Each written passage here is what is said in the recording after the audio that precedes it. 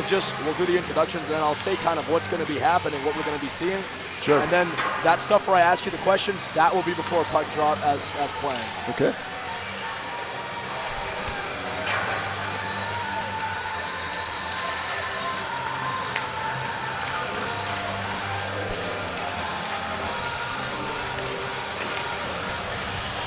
You know, the MacPherson tournament is really back home when a jam-packed arena of students, staff, family, and old boys gather to cheer on their Saints.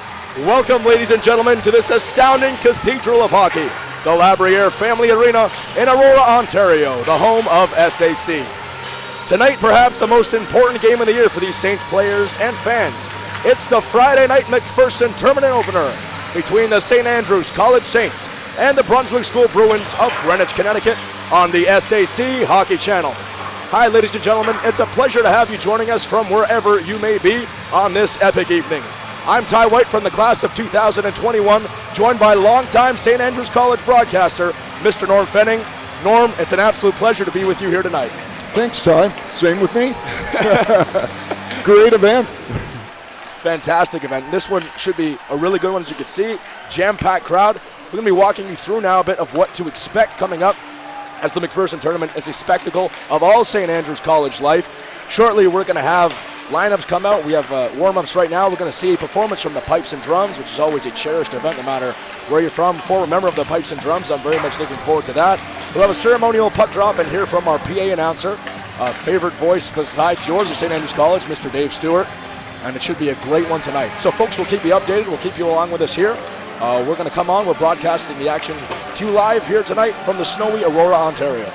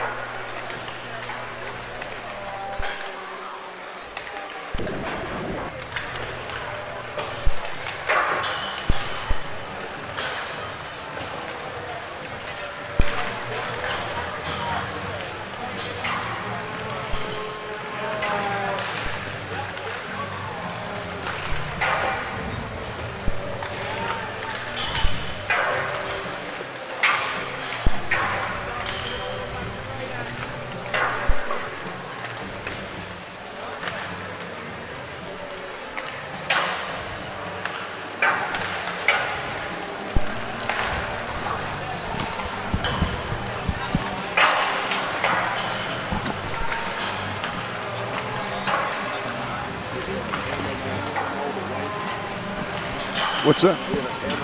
Yeah, I saw that.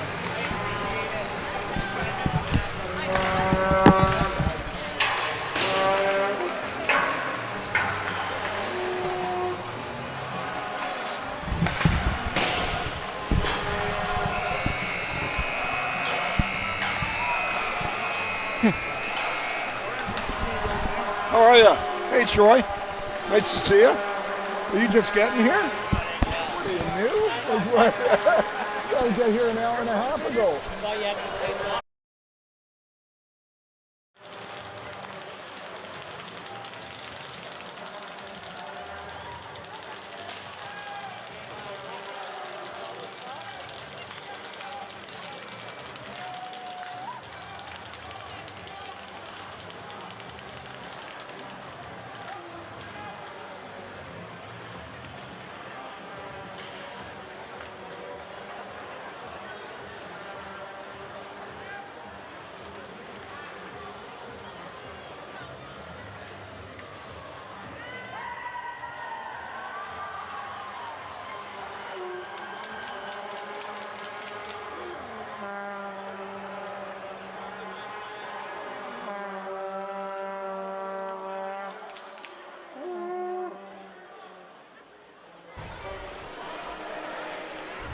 Welcome fans in the Labrador Family Arena, where we're going to have a special presentation just moments away. The annual Pipes and Drums performance is going to be a special one. We'll throw it down to our PA announcer, Mr. Dave Stewart.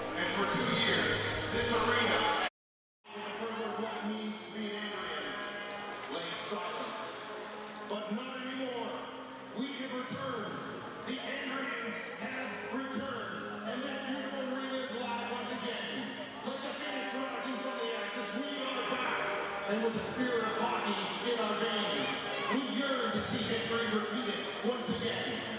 Even during the most trying times, the spirit of hockey never left us.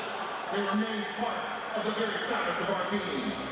Today, a group of young Andrews will begin their journey to achieve something very special, to win their tournament, the 39th annual MacPherson tournament. This is our game. This is our house, and this is our tournament. Ladies and gentlemen, boys and girls, and hockey fans watching from around the world via satellite, welcome to the Labrador Family Arena, the home of your St. Andrews Saints.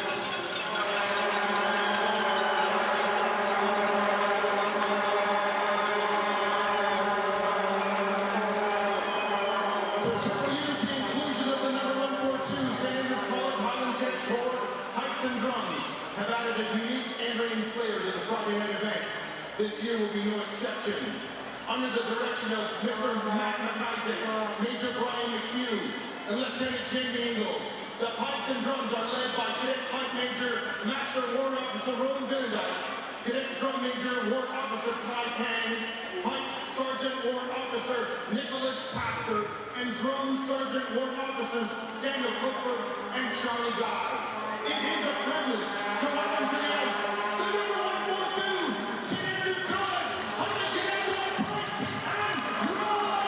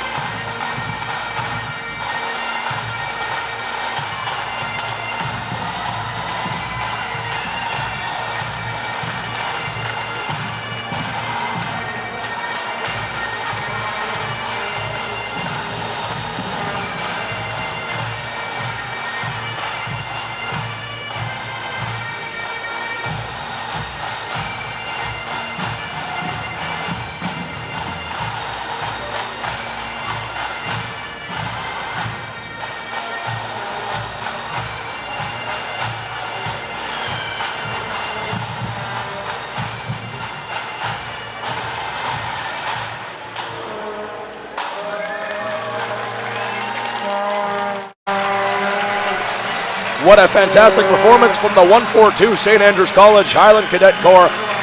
Great to have them back since last year. We weren't able to, as the tournament was held in Niagara Falls, New York, and Buffalo. But they're back, and that was a fantastic spectacle. Down to Dave Stewart, and then our ceremonial puck drop.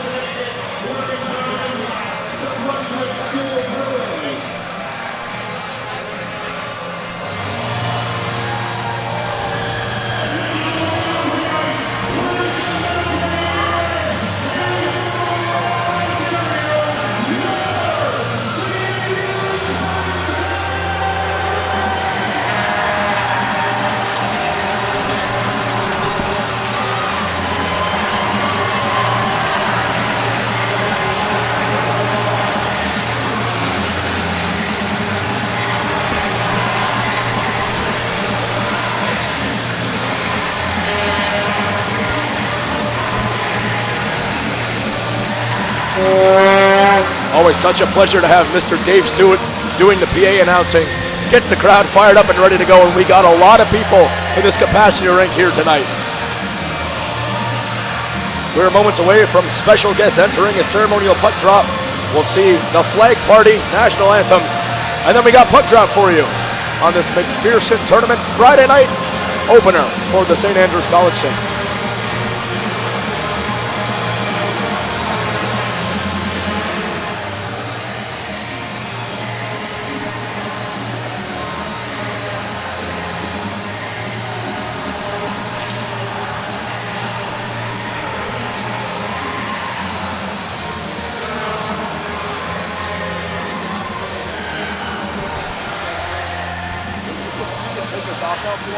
Directly after anthems.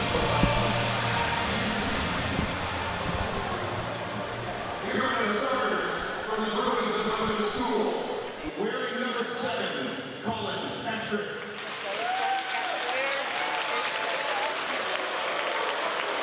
Wearing number 10, Sloan Farmer. Wearing number 17, Jake Manella. Wearing number 19, Brendan Giles. Wearing number 23, James Shannon. And starting goal, number 30, Brendan Holohan. Joining their teammates on the blue line, please welcome the rest of the Bruins under head coach Michael Kennedy, assistant coaches Max Gold, Steve Mendes, and Ronald Van Bell. And now, the starting lineup for St. Andrews College Saints.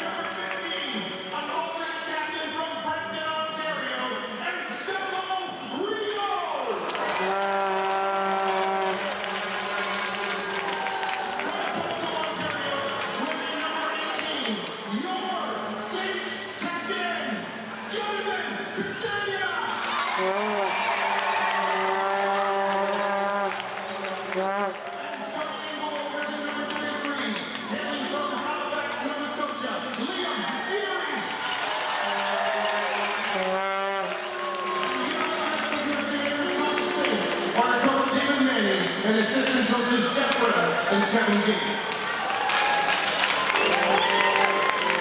I would ask that the team captains for both the Brunswick Bruins and the Saints please head to center ice for the ceremonial face-off.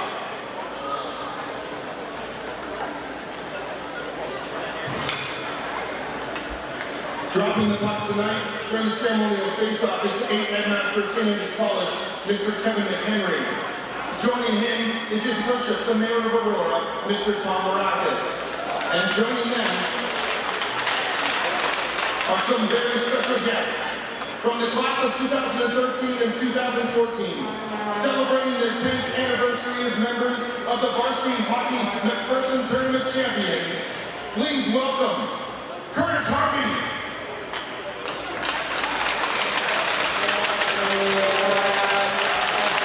Jacob Kiernan. Jack McDonald. Kristen Satino. CJ Shipton. Brett Nickel.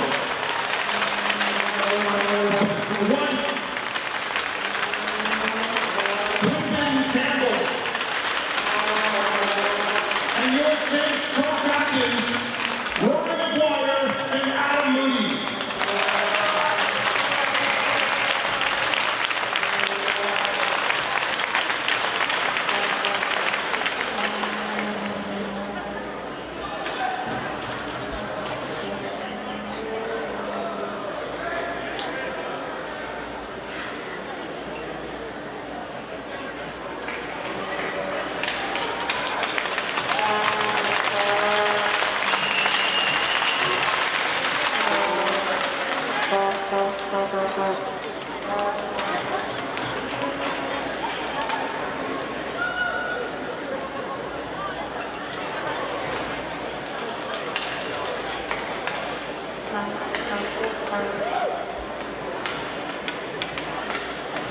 Thank you, gentlemen, and welcome home.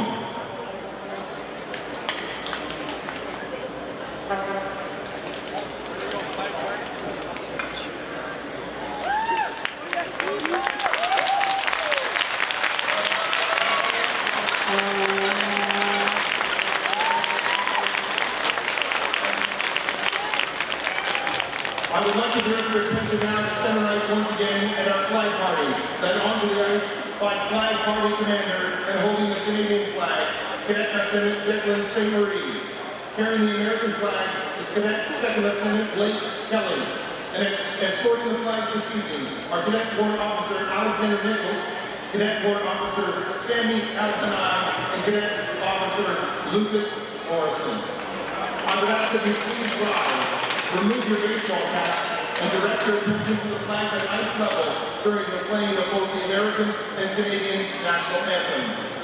Playing the national anthems this evening is School Prefect Cameron Weissman.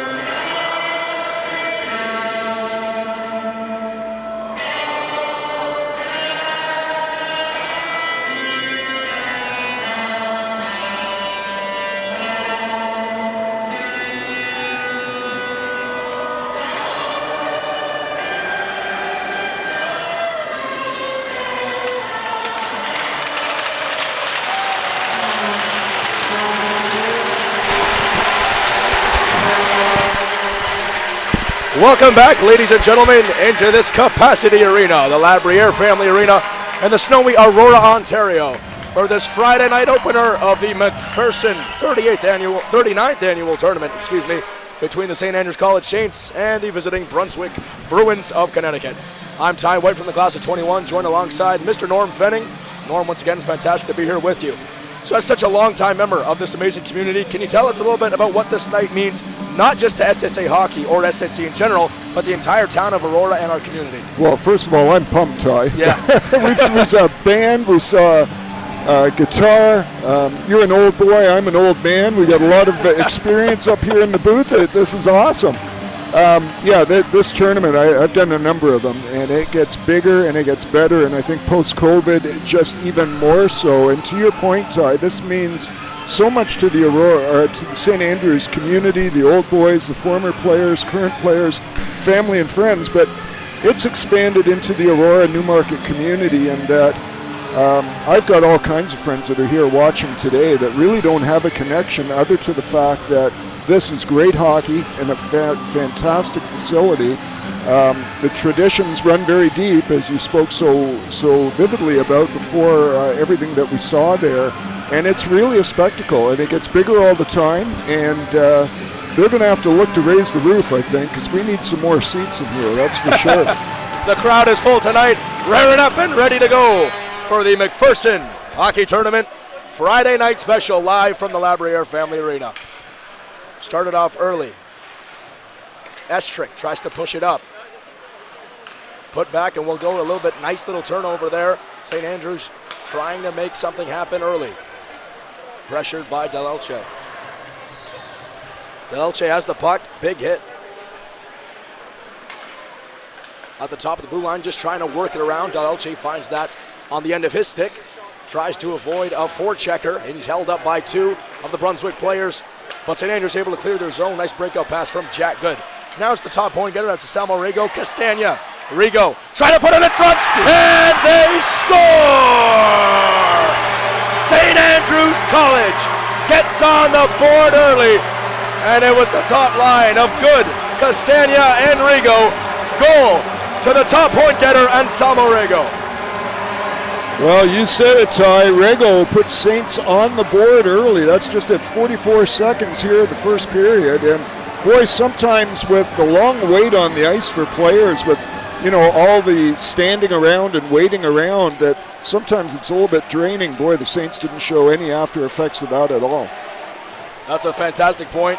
We had a long pre-game ceremonies, as we usually do. But St. Andrews has found their groove early on. Very important. This game is so crucial to them. The players, as knowing many players who played in this game in the past, it's important to get off on a quick start, and they certainly did that here.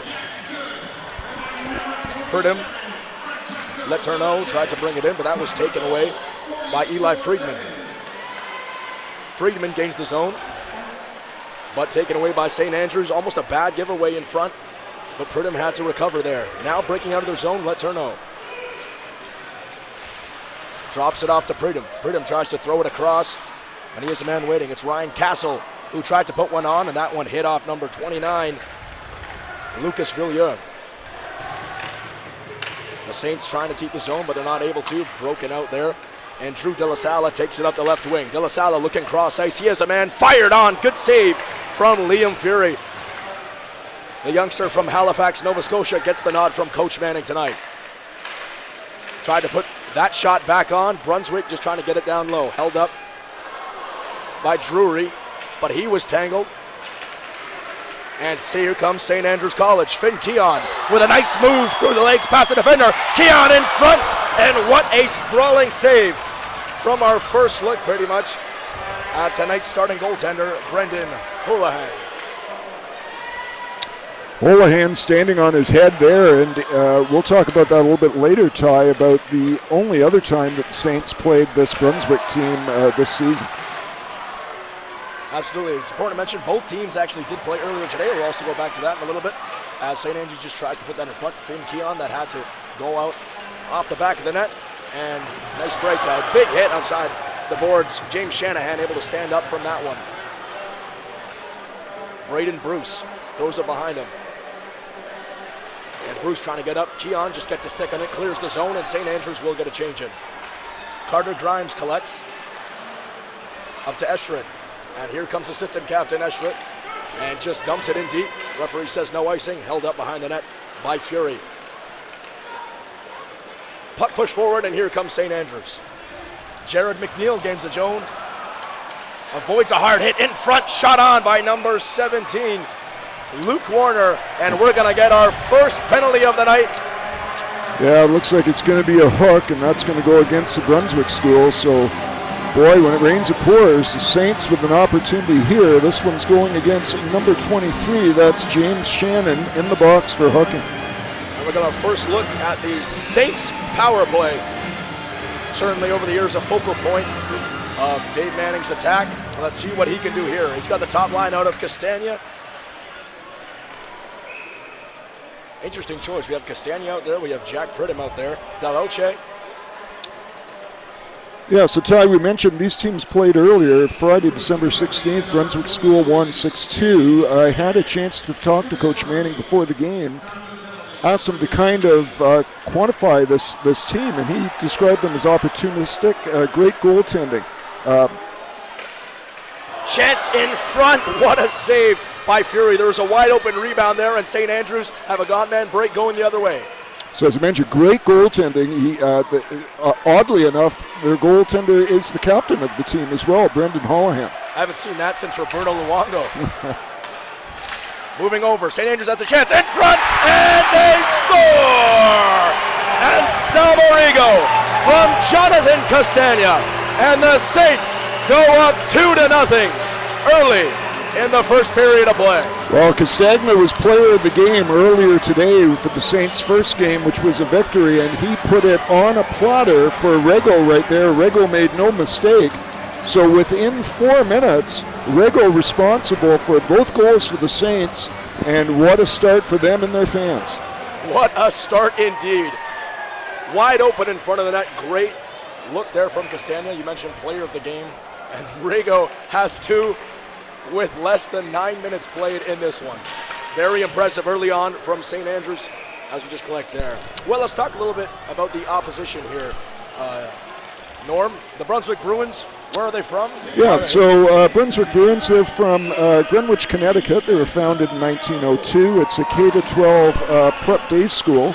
Their name is the Bruins. I believe they're 11-7-1 if their website is correct. And we both talked about, Ty, how many Connecticut players play on this team. That's very unusual for a top prep school. Usually they draw from many states, some provinces as well, but the vast majority of players on this Brunswick team are from Connecticut. It's certainly a homer squad, and we'd like to give a special shout out for anyone watching from Connecticut. Obviously people tune in from all over the world to watch St. Andrews College hockey because we're well represented everywhere.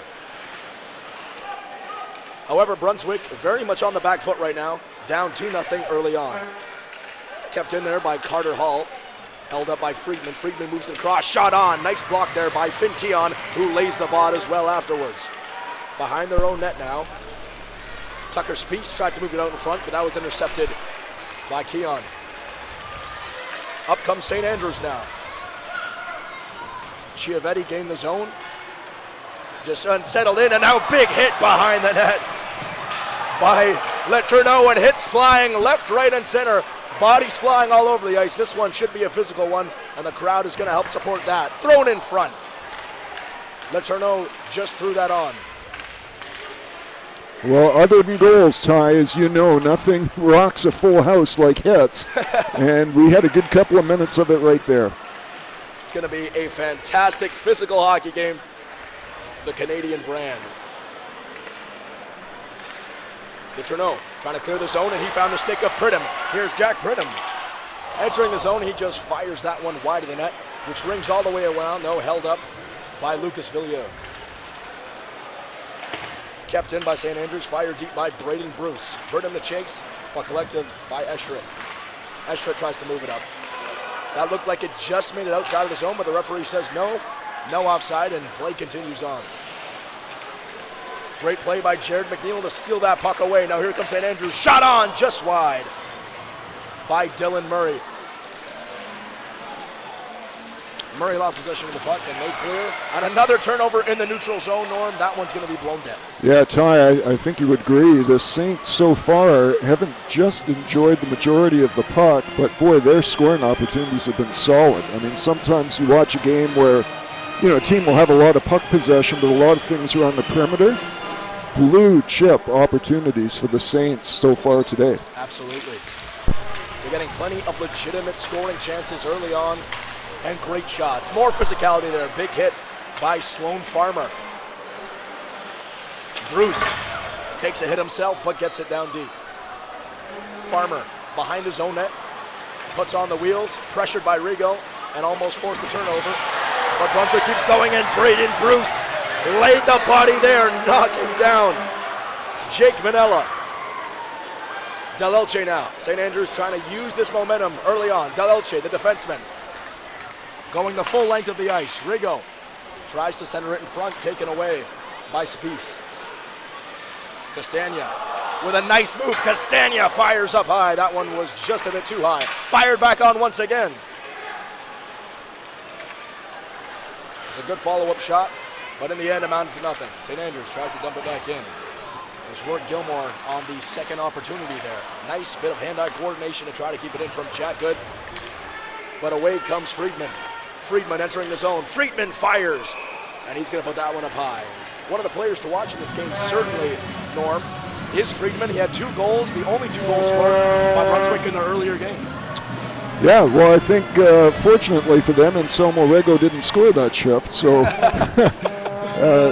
earlier today, Brunswick, both teams have played a game. They both played earlier today. Brunswick School lost their game.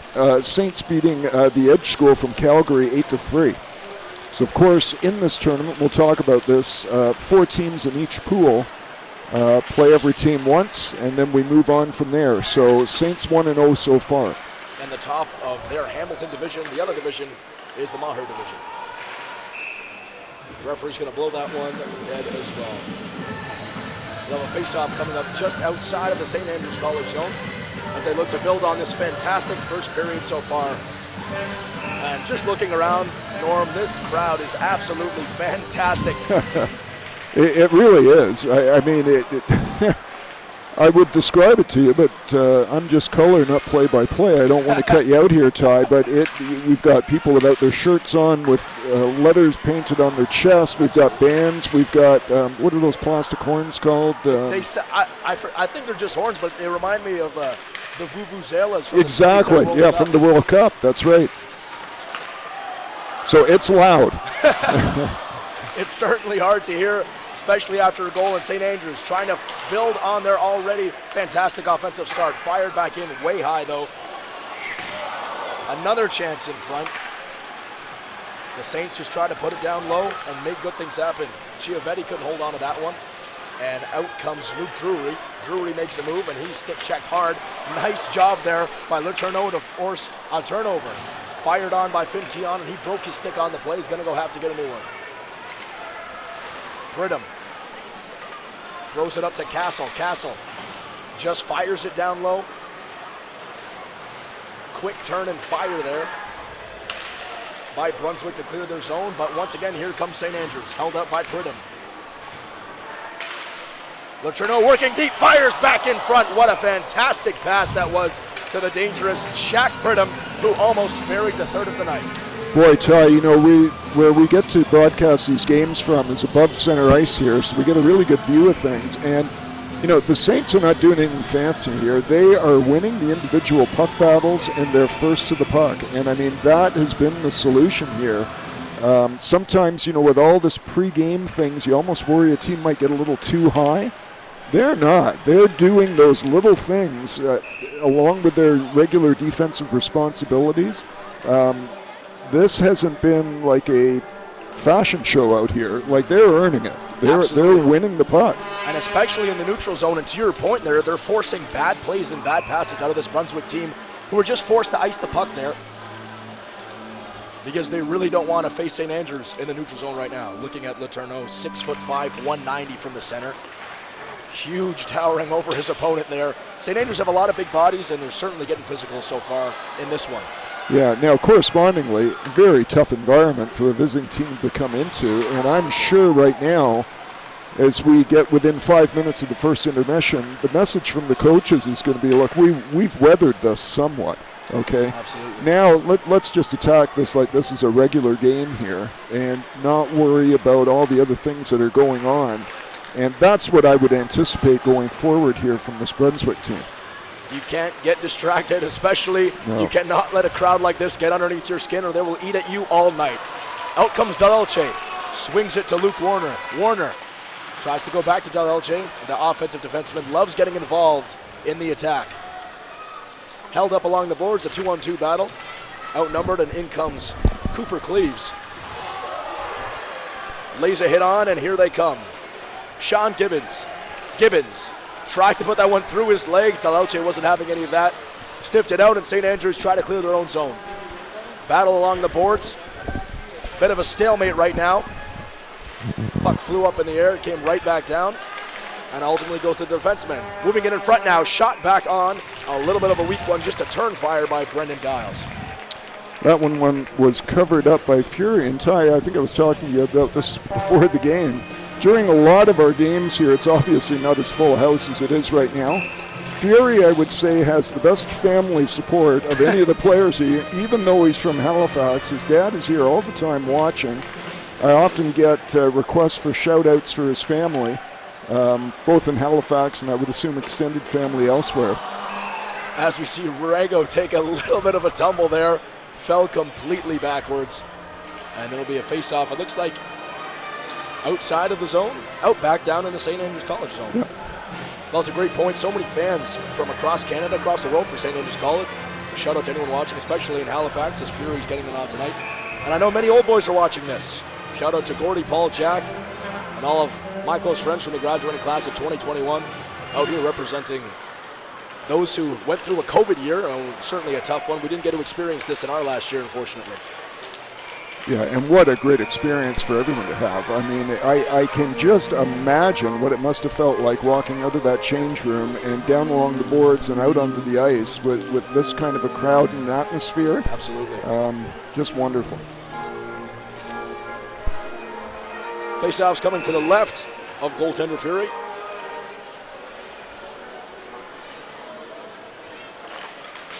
Faceoff was a bit of a stalemate, but ultimately taken away by Castagna. With a burst of speed, was able to get down there and move the puck all the way. He has support from Rigo, and Jack Good is there as well. Brunswick, though, able to swing it out and clear their own zone. Giles entering the blue line now, circling back for help. He has a wide open man. Chance in front, back across, and they score. What a great play. Eli Friedman had his third point there off the assist. Just pushed it forward, and it was buried by number 16, Daniel Hu, for his first goal of the MacPherson tournament. They're back within one, Norm. Yep, Daniel Hu, again the recipient, very much like Rego's second goal. Right on his tape, big yawning cage in front of him. He made no mistake, and lots of time left in this hockey game. As we mentioned before, Saints really rode that wave of emotion right at the beginning. This is going to settle down into more of a regular hockey game, I think, as we go along. You know what they say, 2-goal lead is the most dangerous lead in all of hockey. That's right. And we just saw it there. Brunswick trying to get a little bit of momentum back, and they've done so with that goal. In comes Spice, drops it off. Watchell fan on that one. Here comes St. Andrews going back the other way.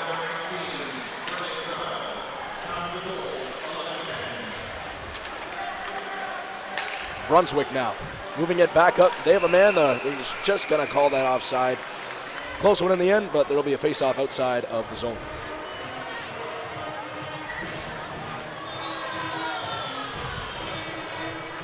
We also have the pleasure across. I'm sure you can hear the band is here. It looks like the symphonic band is playing. Heard them at Andrew Christmas. I had the pleasure of attending. Well, obviously, MacPherson is one of St. Andrews' biggest events. The other, Andrew Christmas, just recently passed at Roy Thompson Hall.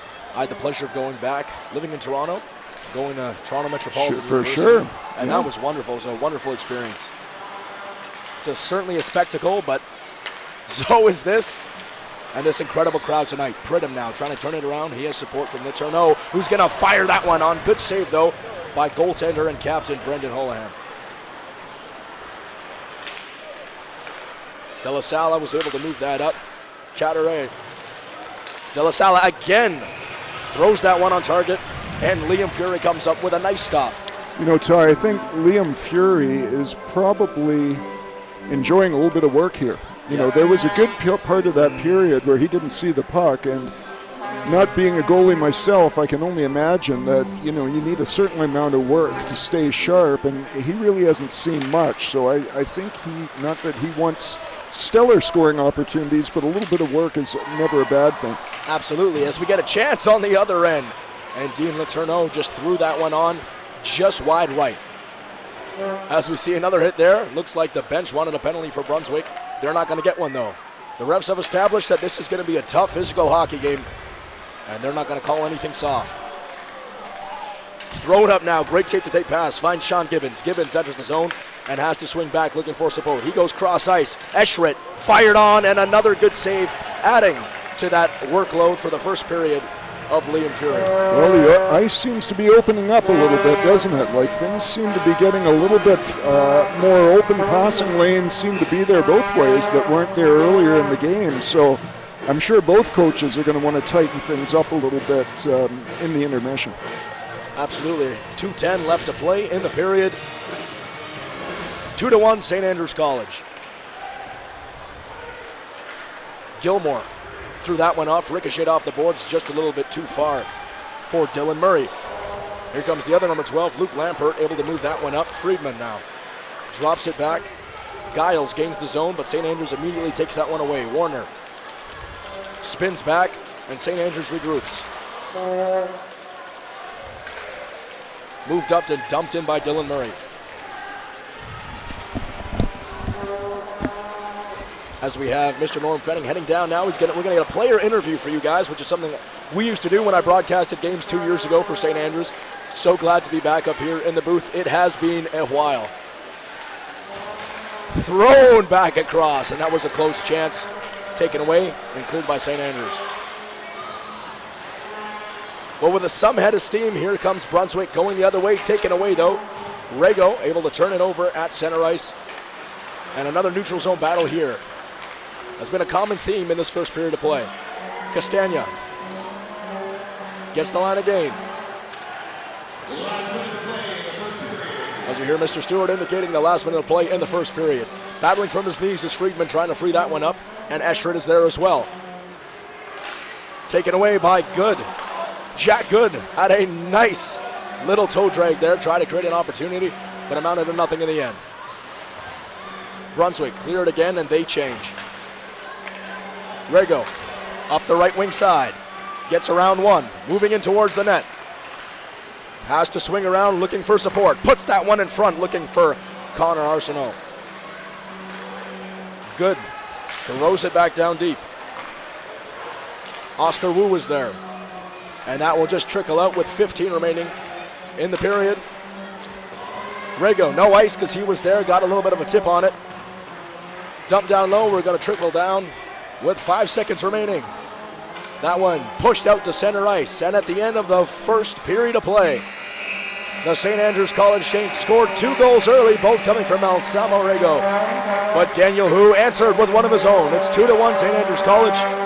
And as I mentioned, we're going to get an interview for you shortly. Also a special shout out to our cameraman on the ice, Cody Coombs, dressed in all white tonight. You might have seen him roaming around and gave you some of those excellent shots of the pipes and drums, of the flags and the national anthem early on. Certainly fantastic stuff, and we're pulling a little page out of the World Juniors book, as they had a guy in white going around as well.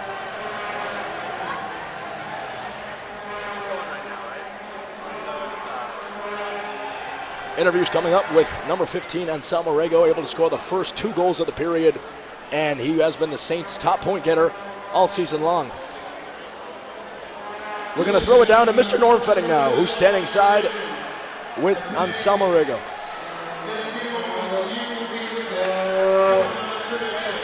Here with me, Anselmo, what an atmosphere out here today. Yeah, it's fantastic. Honestly, a special event that the school put on. And it's fantastic that all the students came out to support, and people from Aurora. It's just a special night. Awesome. Now, you've played this Brunswick school once before. They got the better of you. You guys attacking them a different way today? No, I think just as a team in general, we've taken a huge step since we played them last. Our neutral zone system and the way we attack the offensive zone since then is fantastic.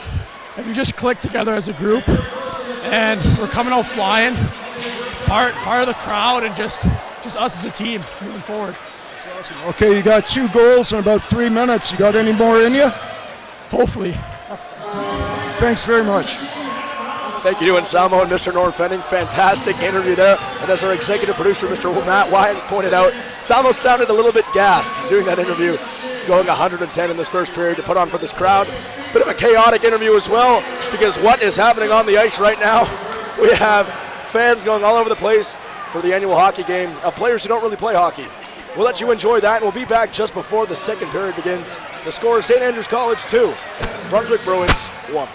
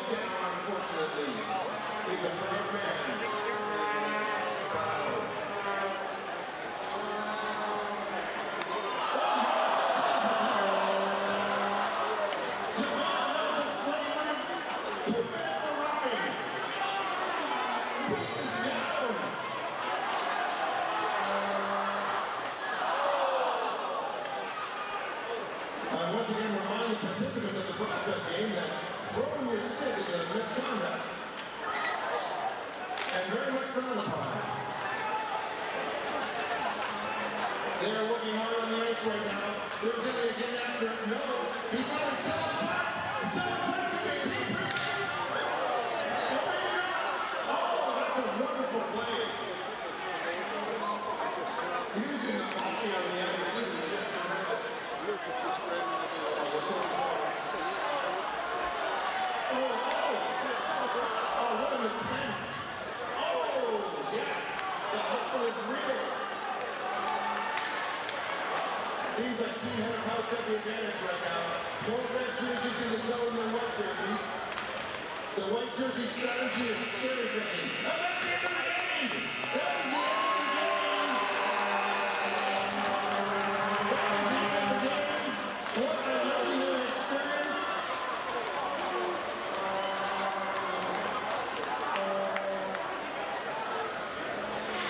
Team Head House has won the matchup. Unfortunately, sticks are flying. I would like to declare the 2 players of the game from Team Prefix, Ilya Rini, and from the Team Head House, our favorite and yours, Liam Enriquez.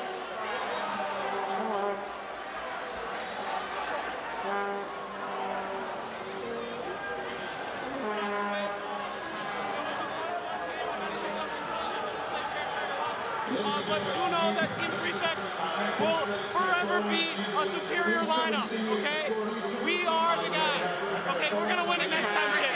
Thank you, sir.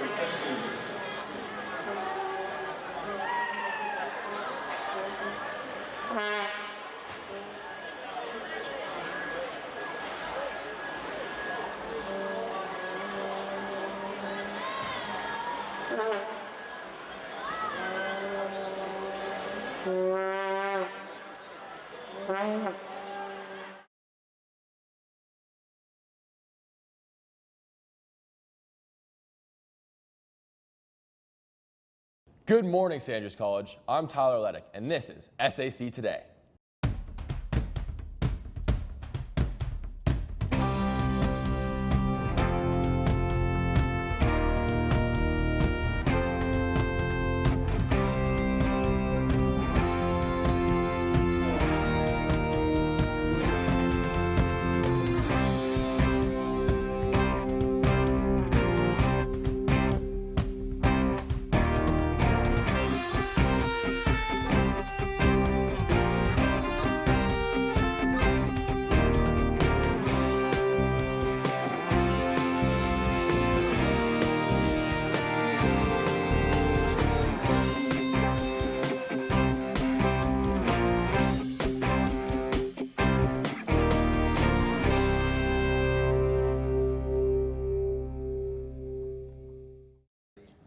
Welcome back. January 22nd marks the Lunar New Year, aka Chinese New Year, an important celebration of the renewal and hope for the year ahead. This year, Chinese zodiac sign is the rabbit. Considered the luckiest of the 12 Chinese zodiac animals, the rabbit symbolizes mercy, elegance, and beauty. Speaking of beauties, I had the chance to sit down with head of the Social Justice Council and the Chinese Cultural Society, Michael Zhang, to talk about his experience at St. Andrews College and what's on tap for the Chinese New Year at the school. Let's take a look. So thank you for coming out, Michael. For people that don't know you, could you just tell them a bit about your St. Andrews experience? All right, so my parents immigrated to Canada when I was in grade 3, and I joined St. Andrews College in grade 6, and ever since I've been participating in many extracurriculars here. For example, right now I'm the captain of the fencing team, and I'm also the head of the Chinese Cultural Society and Social Justice Council. So you said you were the head of the Chinese Cultural Society and the Social Justice. Can you tell what you're going to be doing for Chinese New Year this year? Yeah, absolutely. So for the Social Justice Council, we're putting up decorations in the gallery, such as like this one over here. So make it all Chinese New Year theme. And for Chinese Cultural Society, we're bringing back the tradition of the hot pot dinner. I know during COVID, we didn't have the chance to do that. And also I heard from the school, I just heard this news now, the school and the Parents Guild are putting up a special assembly to showcase some Chinese traditions. And the dining hall staff is also preparing a special meal on January 20th. I can't wait for that. It's going to be so good. And the assembly, that's going to be cool as well. So could you tell us a bit about your experience here as a Chinese student at St. Andrews College? Yeah, of course. Well, St. Andrews College, first of all, is a very diverse place. However, stereotypes can exist. Like, sometimes it's harder for us to participate in some curriculars just because the stereotype exists. Over the years, the Asian community has really grown as a whole in the engineering community, and we've seen more and more Asian representatives at the senior engineering community, where they're taking part of the arts, academic, and athletic departments, and we see more of us taking leadership roles at the school, and that's generally just a great thing to see. Yeah, I completely agree. And finally, do you have a message you could share with the St. Andrews community? Absolutely. So first of all, I would like to say Happy Chinese New Year to the entire engineering community. But most importantly to the younger Chinese population. You can really be who you are at the school. St. Andrews is a very inclusive and diverse place, and just participate in any extracurriculars that you want to be, and if you have any problems or any challenges, you can reach out to one of the prefects or one of the Asian prefects or me personally, and we'll be happy to help you. Thank you so much for your time, Michael. I think it's a really good thing to talk about in this school, and I'm looking forward to all the events you're going to be holding. All right, thank you. Thank you. The new year is underway for all of us at St. Andrews College, and junior reporter Hayden Williams checked in with his peers to hear about their aspirations for 2023. Hayden?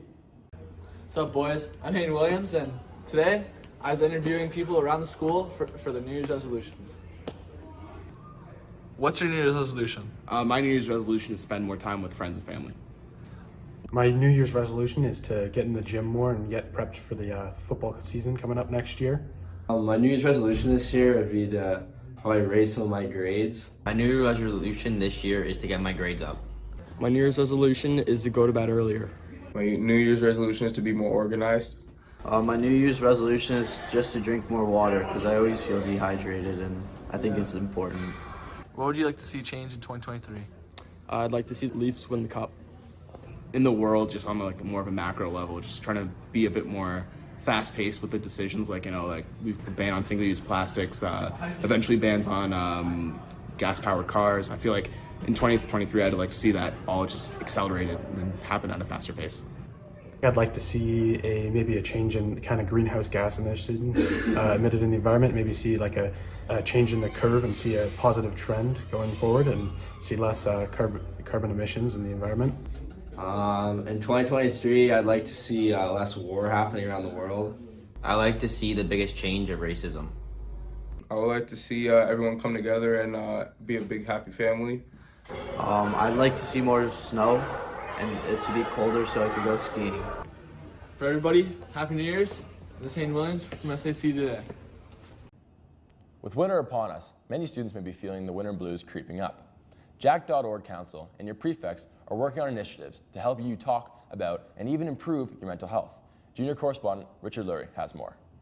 Hi, I'm Richard Lurie, and I'm here with Safwan Rashid, one of the student heads of the Jack.org Council. Safwan, can you tell us a little bit about what Jack.org is and what you do? Jack.org at its essence is about stigmatization and destigmatization and awareness. It's about letting us know that it's okay to share about mental health, it's okay to talk about it, and we should learn about it.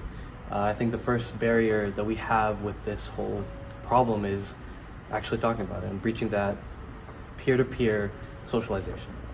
Jack.org, this month we have Bell Let's Talk Day, which is a major international event, basically preaching about mental health, preaching about actually breaking our barriers, breaking down the stigmatizations, and continuing to educate people about what is important about mental health and how you can get help.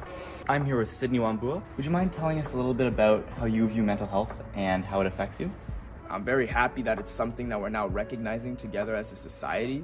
And I'm very hopeful that especially men in our age become more comfortable with being vulnerable about their mental health and talking about it whenever it becomes unstable. Thank you so much. Thank you. For SAC Today, I'm Richard Lurie. And for SAC Today, I'm Sydney Wambua.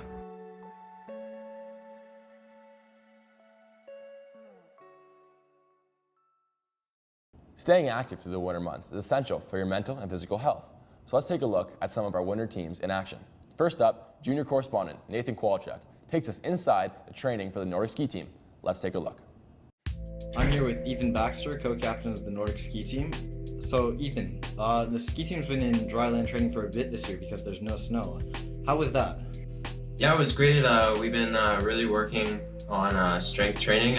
We've been doing a lot of stuff up in the fitness room and down at Willow Farm, as well as going on runs just to get ready for the Nordic season as soon as we get snow.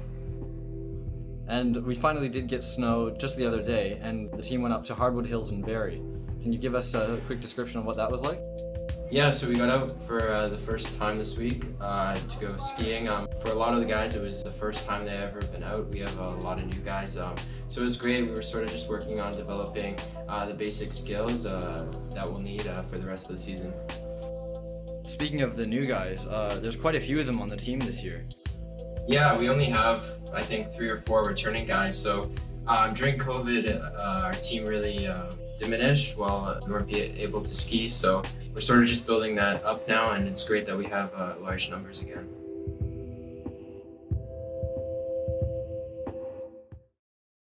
Another winter sport that maybe slides under the radar a bit is curling.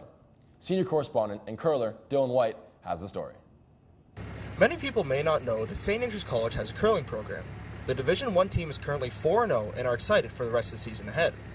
I'm a member of this team, and I was able to speak to my team captain, Nicholas Tasker, to hear about his insights and experiences with the curling program. Let's take a look. I'm Nick Tasker. I'm the captain of the curling team. I've been curling for 4 years since grade 8, and I'm now in grade 12. I actually started curling because I had no idea what the sport was about, and I just wanted to try something new. But once I did, I realized that there was tons of communication and teamwork involved. And I would absolutely recommend this sport to anyone because it's super easy to try out, get involved in. But this is amazing. Like, I mean, and the competitiveness is definitely there. We all get on the bus and drive down to the Bradford Curling Club, where we get our shoes or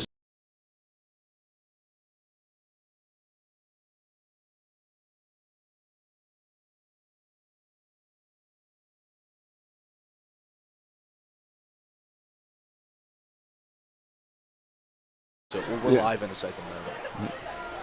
Welcome back inside the Labriere Family Arena, the Capacity Arena, filled with a bunch of sardines is what it feels like from the broadcast booth here. Ty White from the class of 21 alongside the legendary broadcaster, Mr. Norm Fenning. Norm, what a first period it was. 2-1, 2 goals from Rego. How do you see the second period unfolding? Well, I think the term legendary is being used incorrectly there.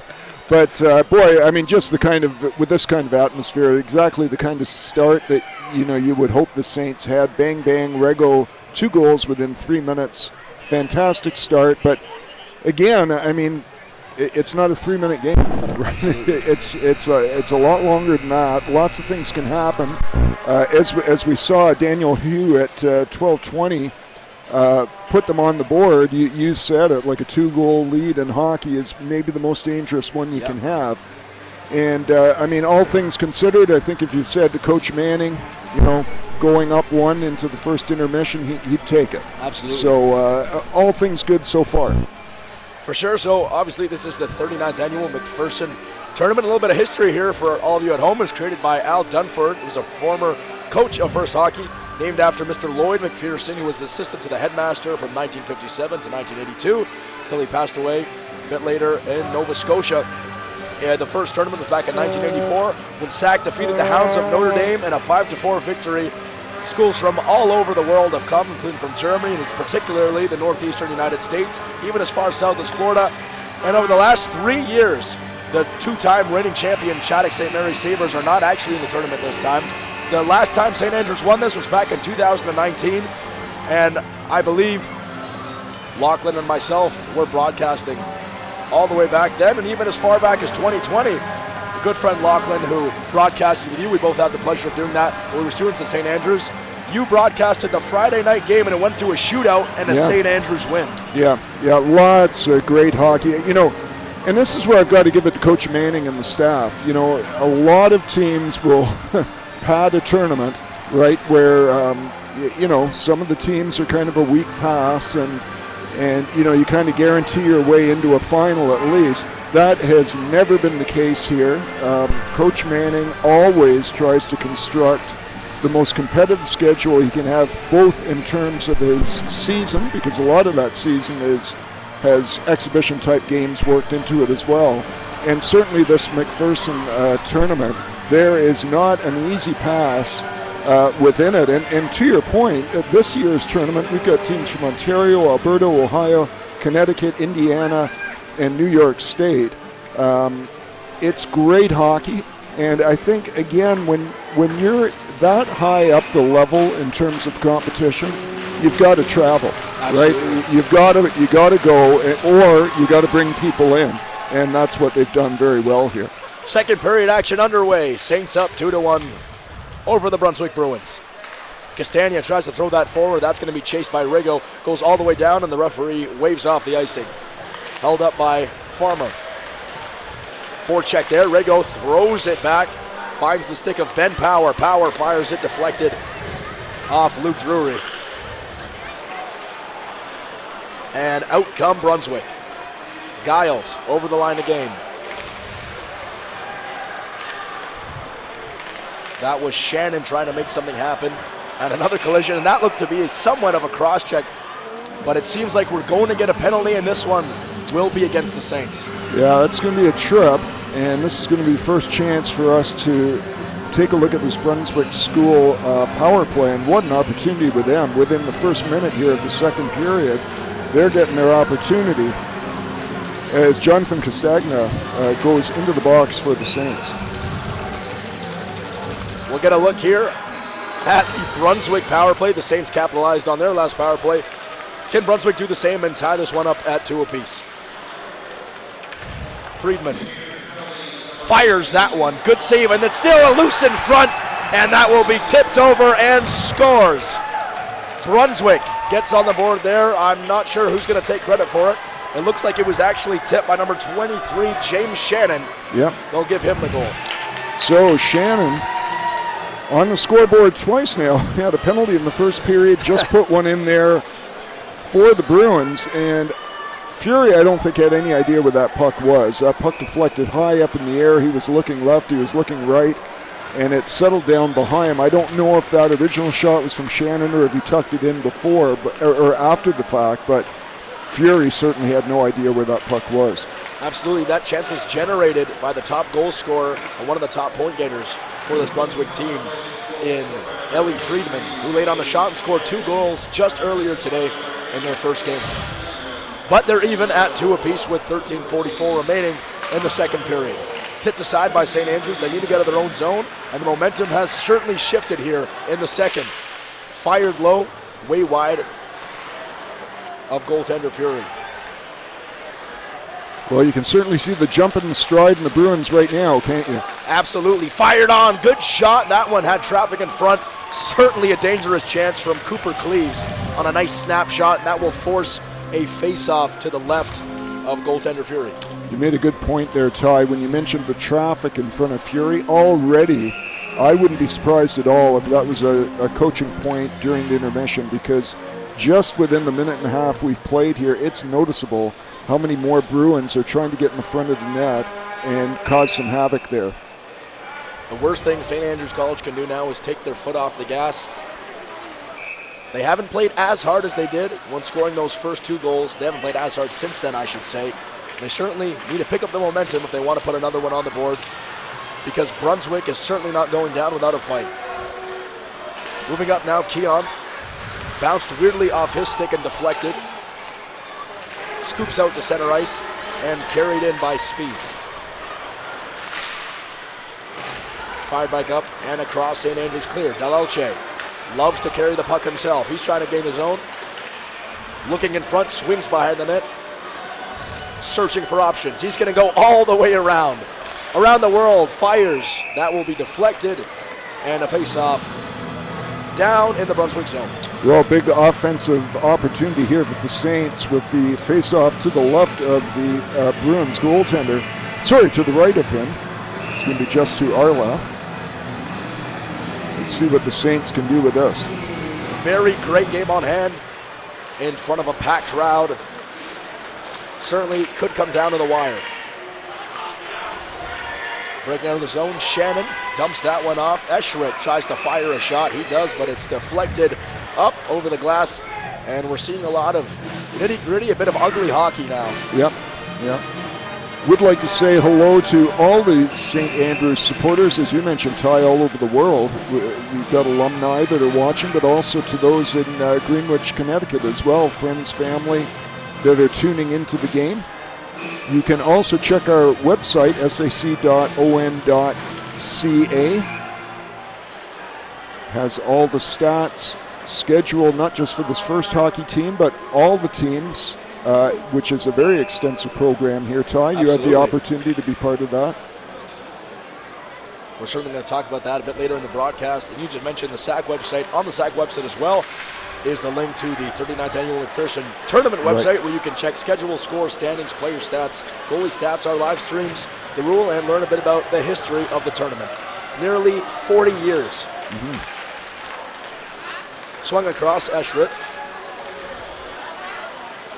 just throws that in the St. Andrews College zone. Collected, though, by the defenders, but immediately taken back.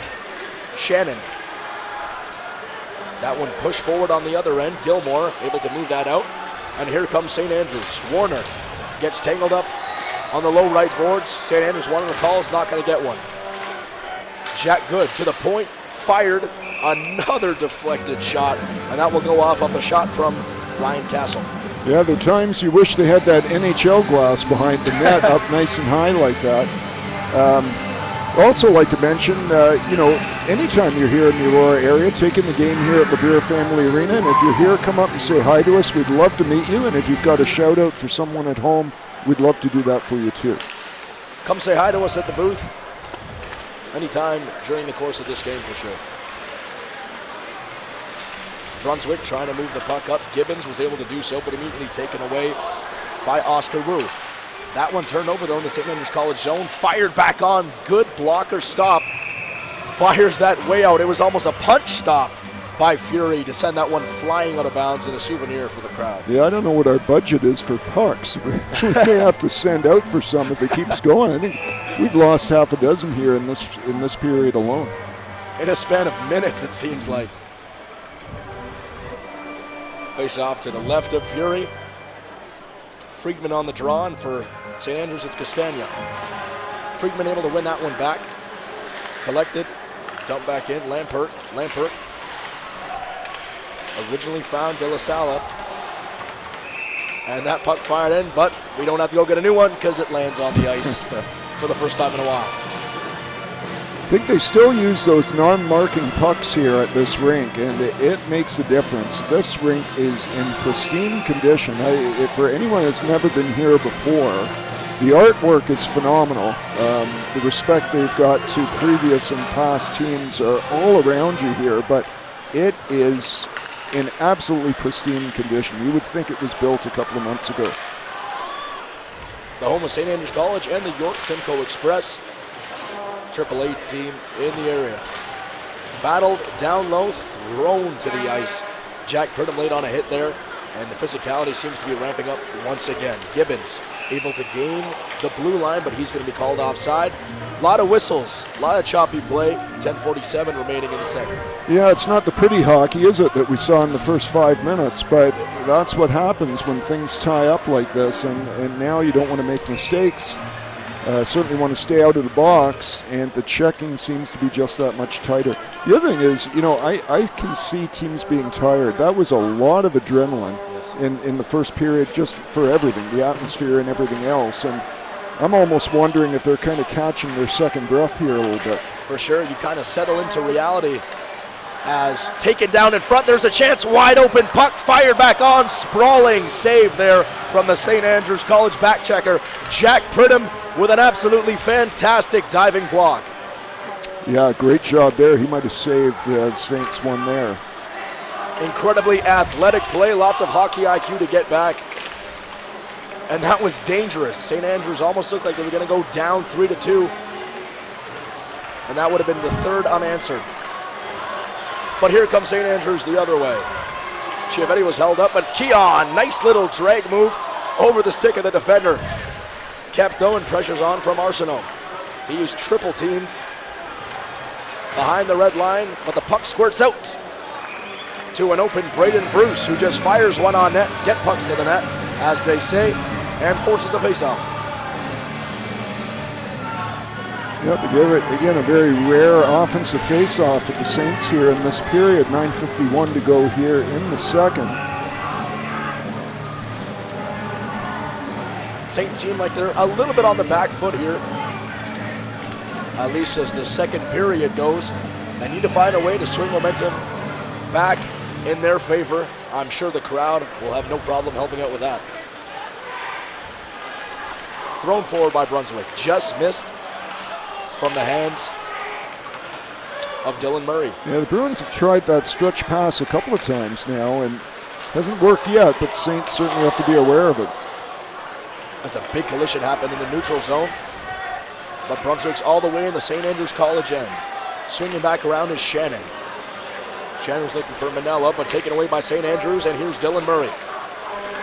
Murray has help from Warner.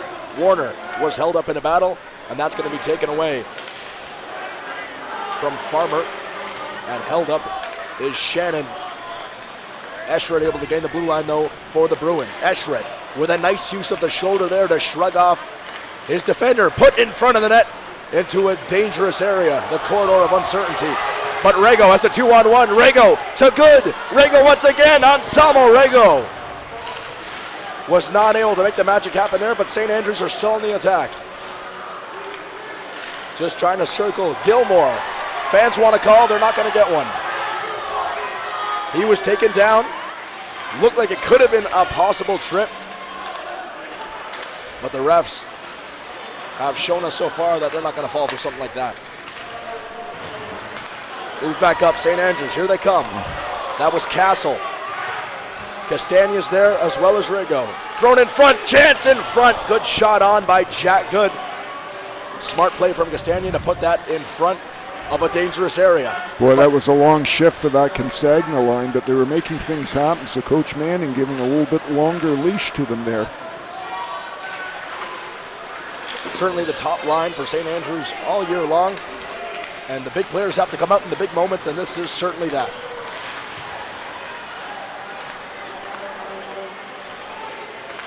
Thrown to the top of the blue line with a low shot on, chance in front, scrambling puck. That was fired on by Luke Lampert, but St. Andrews able to clear. Pridham dumps it off for Villiers. Villiers just swings it back, and Castle collects. He'll go behind his own net and wait for support. Dumps it off, a little bit of miscommunication there. Villiers was not expecting that to be laid off as they have a chance right in front. Brunswick School trying to throw it back on. Dangerous scramble in front of the net, but in the end, Liam Fury was able to handle his ground. Looks like we might have a small injury. No, the players are getting up, everyone's okay. And we'll try to give you a closer look at that from our all-in-white cameraman, Cody Cum, down at ice level. Well, about 3,000 or 4,000 people had their hearts in their throats there as that puck was laying there, tantalizing in the blue ice. Fury was down, the defenders were laying down, but there was no offensive player there to take advantage of that, and it seemed like forever. It wasn't, but, you know, in the moment,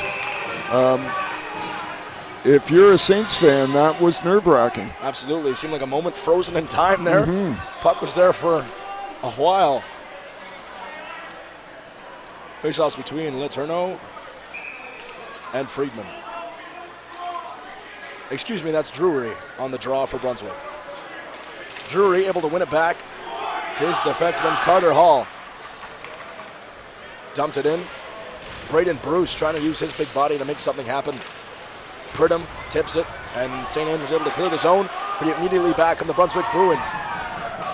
Through the legs kick there from number 18, Luke Drury, to help Brunswick get the blue line, and held in now by Tucker Spice. Pridham was trying to put on the wheels there, but wasn't able to. Now makes one miss, missed two miss, and he finds the stick of Villiers. Here comes St. Andrews College now. Villiers drops it for Del Elche. Del Elche fires across. He was looking for Pridham, who was streaking on the far end. Wasn't able to get his stick on it there. Bruce to Del Elche. Del Elche with a nice move. Two nice moves. Behind the net now. Looking for support. Villiers. He's pressured. Nice defensive play by Cooper Cleaves to hold his ground, but steps in is Braden Bruce. Del Elche. Pridham. Del Elche. Chance in front for St. Andrews College! And they score! St. Andrews College with a nice bit of working the puck around in the offensive zone. Pays off in the end, and it's Dean Letourneau from Empire, Ontario, scoring the goal. And boy, did the Saints need that one. Things were just seeming to drip away. The energy was sapping away. Even the crowd here, it's not, I wouldn't say they're not loud, but you know, it was slowly, the air was leaking out of the balloon, and boy, Letourneau, you can hear it below us right now, like he's just relit the fire there, and that's exactly what the Saints needed. That crowd went absolutely berserk. What a great play. That was a team goal, certainly from St. Andrews, but Brunswick wasting no time trying to get back, already back in the St. Andrews College zone. Gilmore was the one there taken away, though. Dangerous chance. James Shannon fires just high and wide, and that puck came straight back off a ricochet, dropped in front of the net. Luke Brandon. So that was a dangerous opportunity.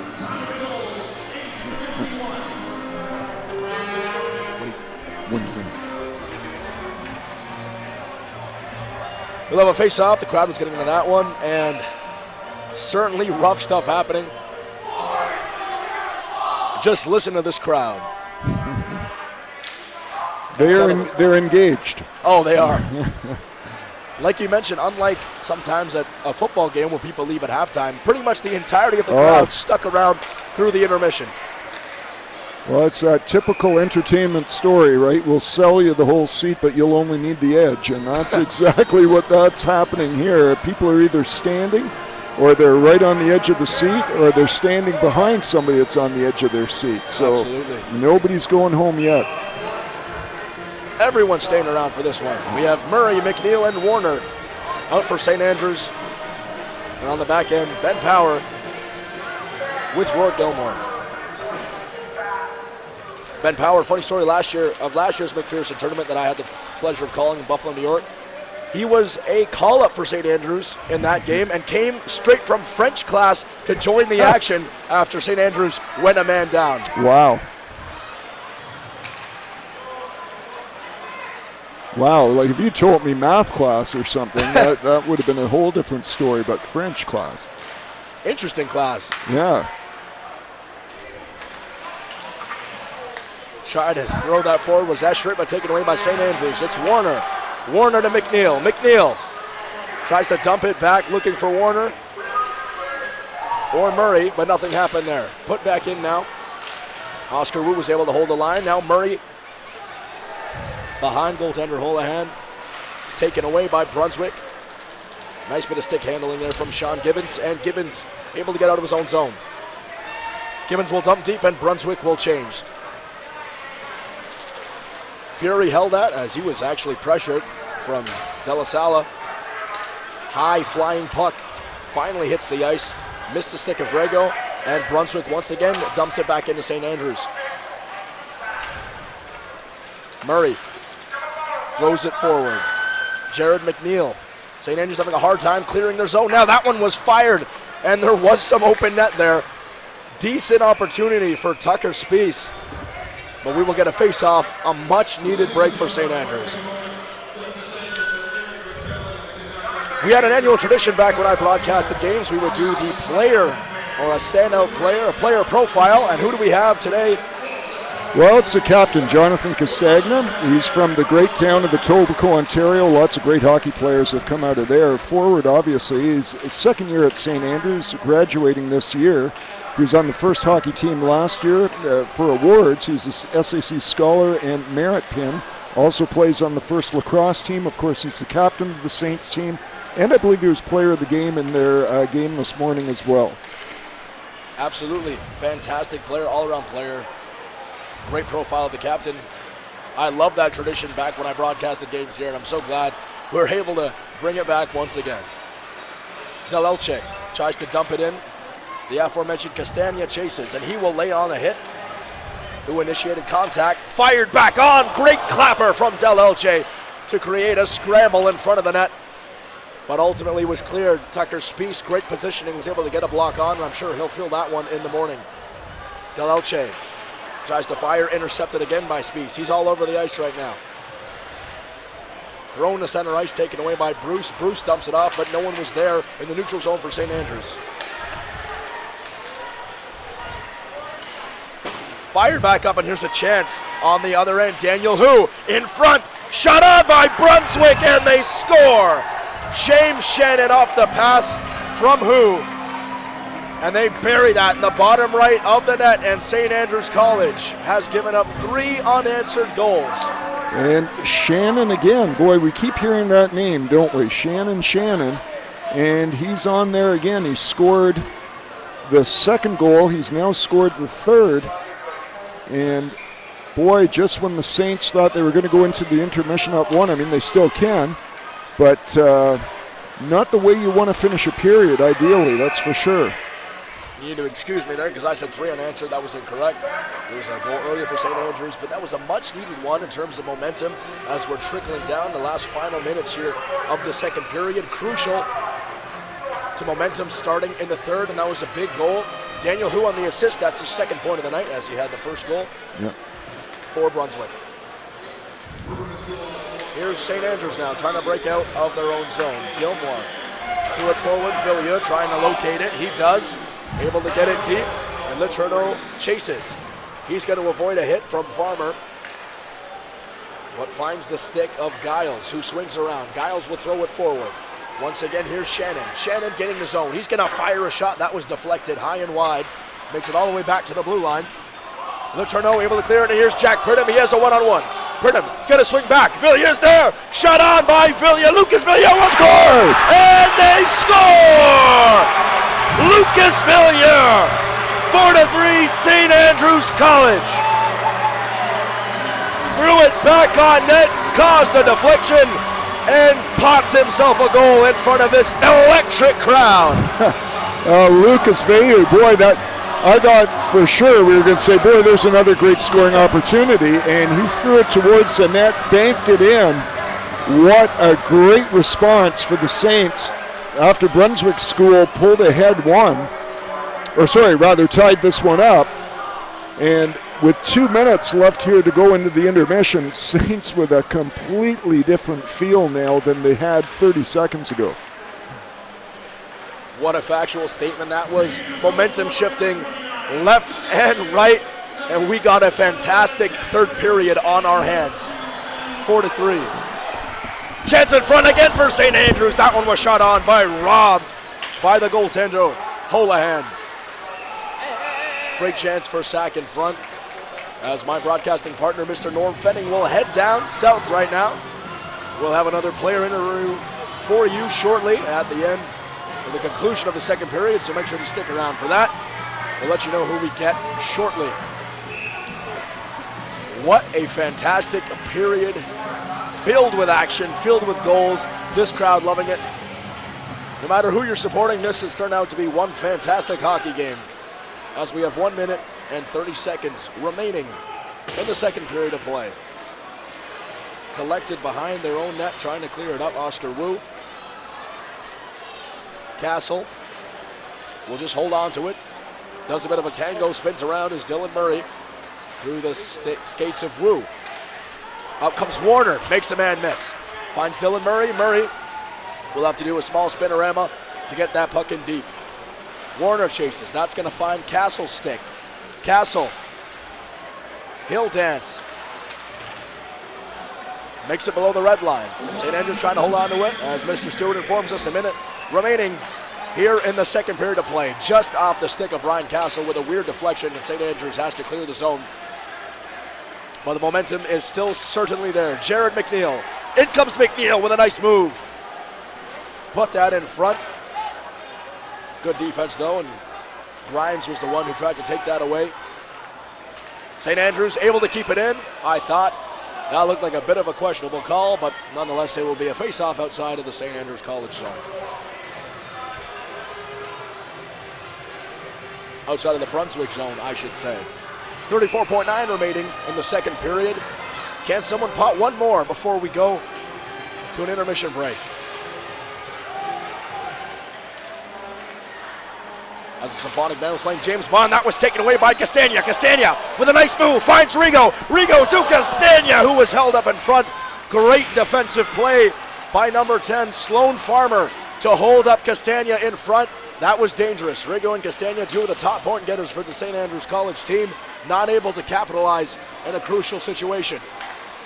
Puck is turned over and dumped back in by Brendan Giles. Held on to by goaltender Fury. Both goalies seeing plenty of action in the game so far. Shots coming left, right, here and there.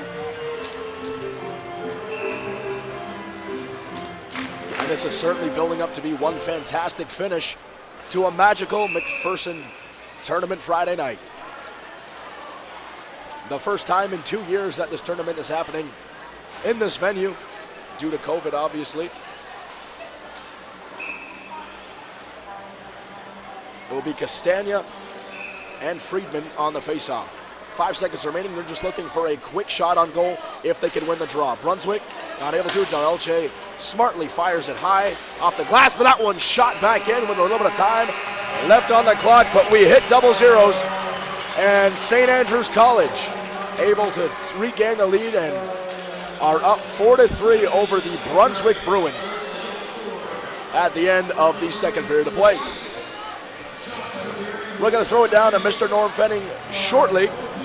We have a player interview for you, so stick around.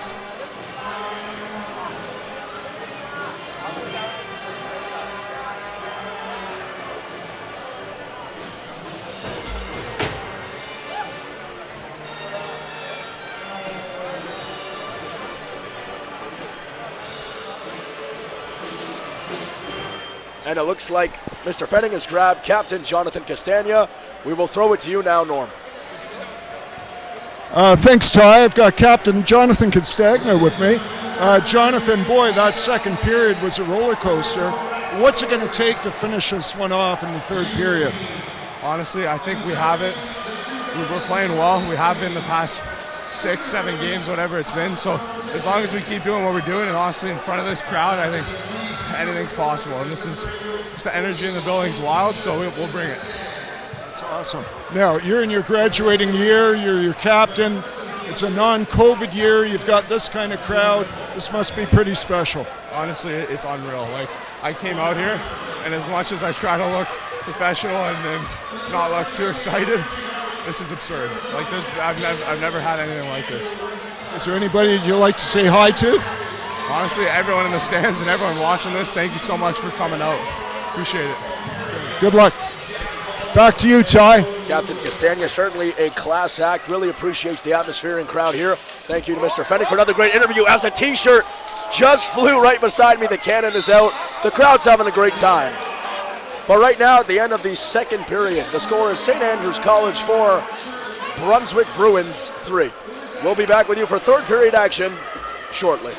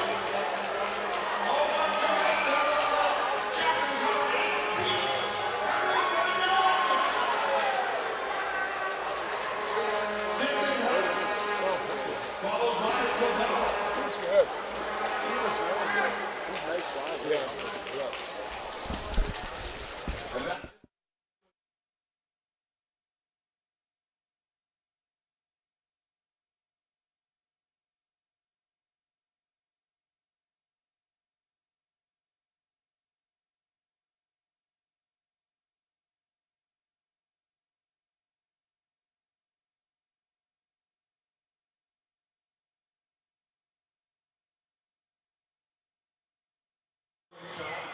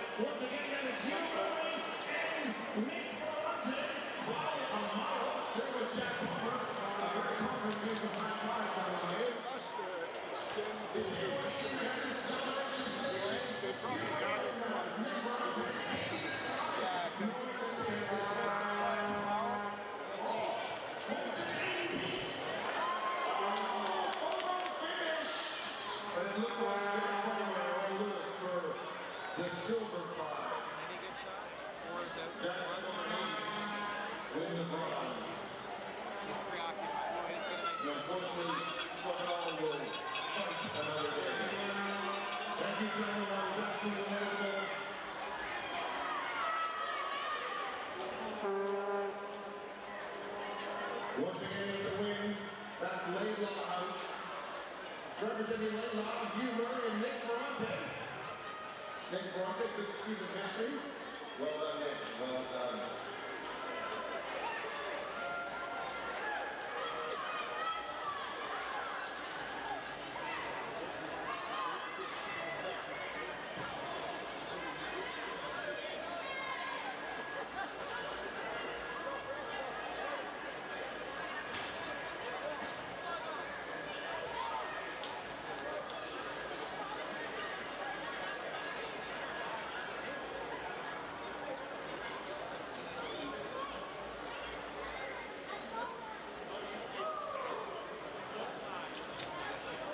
Sliders on, grab our brooms, get onto the ice, and on the ice we actually have the home of the Saints. And from there we'll take a couple practice slides, maybe a couple practice shots with the rocks, and then we're on to some drills and some games. Now that I'm captain, I get to see more of a higher position on the team, and it's nice to see that other kids are coming out from where I started, and soon they'll take my place and others. For SAC Today, I'm Dylan White. As everyone knows, ice hockey is huge at St. Andrews College. I'm joined by fellow U18 AAA star Cody Coombe, right here on Coach's Corner.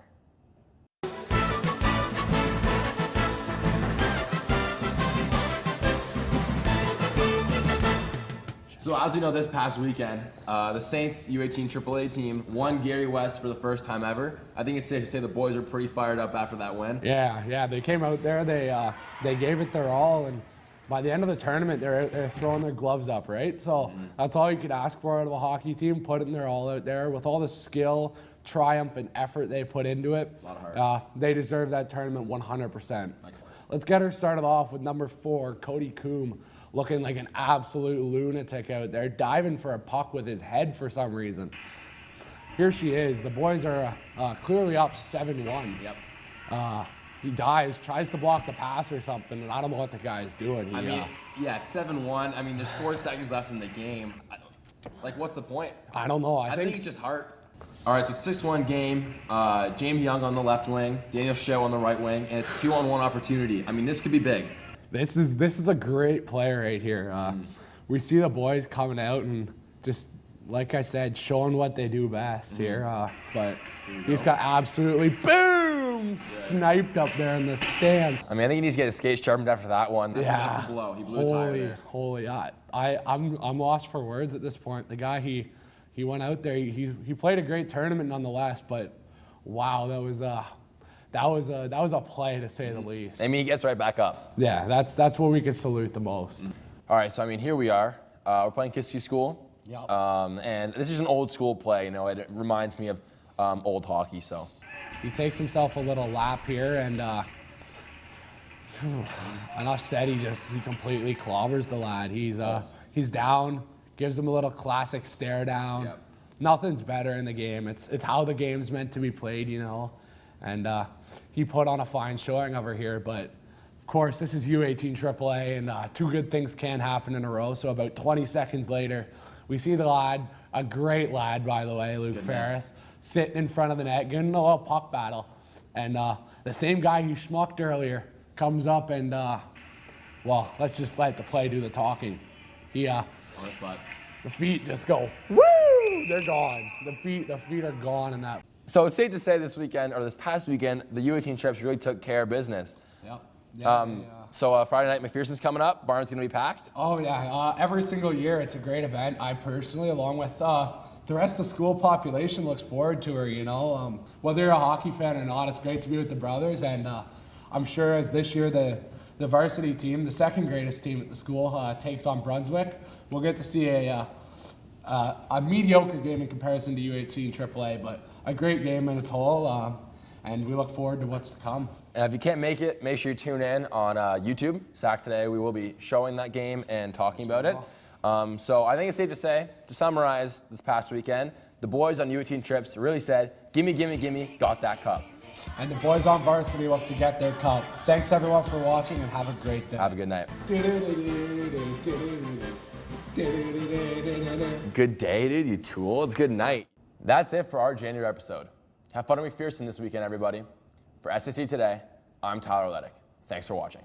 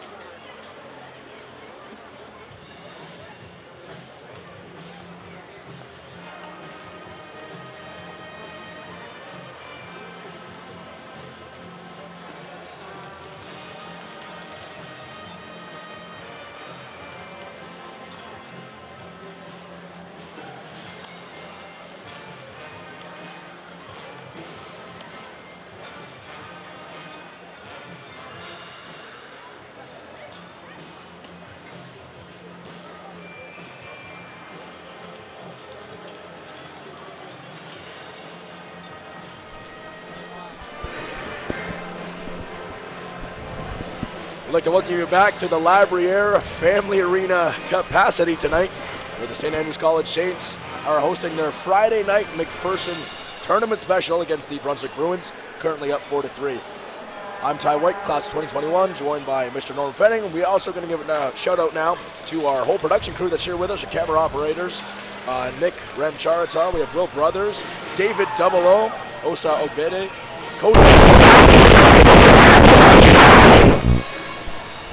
Cody Cum is our on-ice ghost camera operator. Sorry for the technical difficulty there. Producer Nathan Kowalchuk, technical support from the SAC Theater Department, and our executive producer, the beloved Mr. Matt Wyatt, of course. And shout out right now, we hear the pep band playing in the background, and I incorrectly said symphonic band earlier, led by Mr. Eric McMillan. We also heard Mr. Clements on the organ before. Some exclusive music here tonight. But anyways, Norm, it was a fantastic first two periods. Still lots of hockey to play.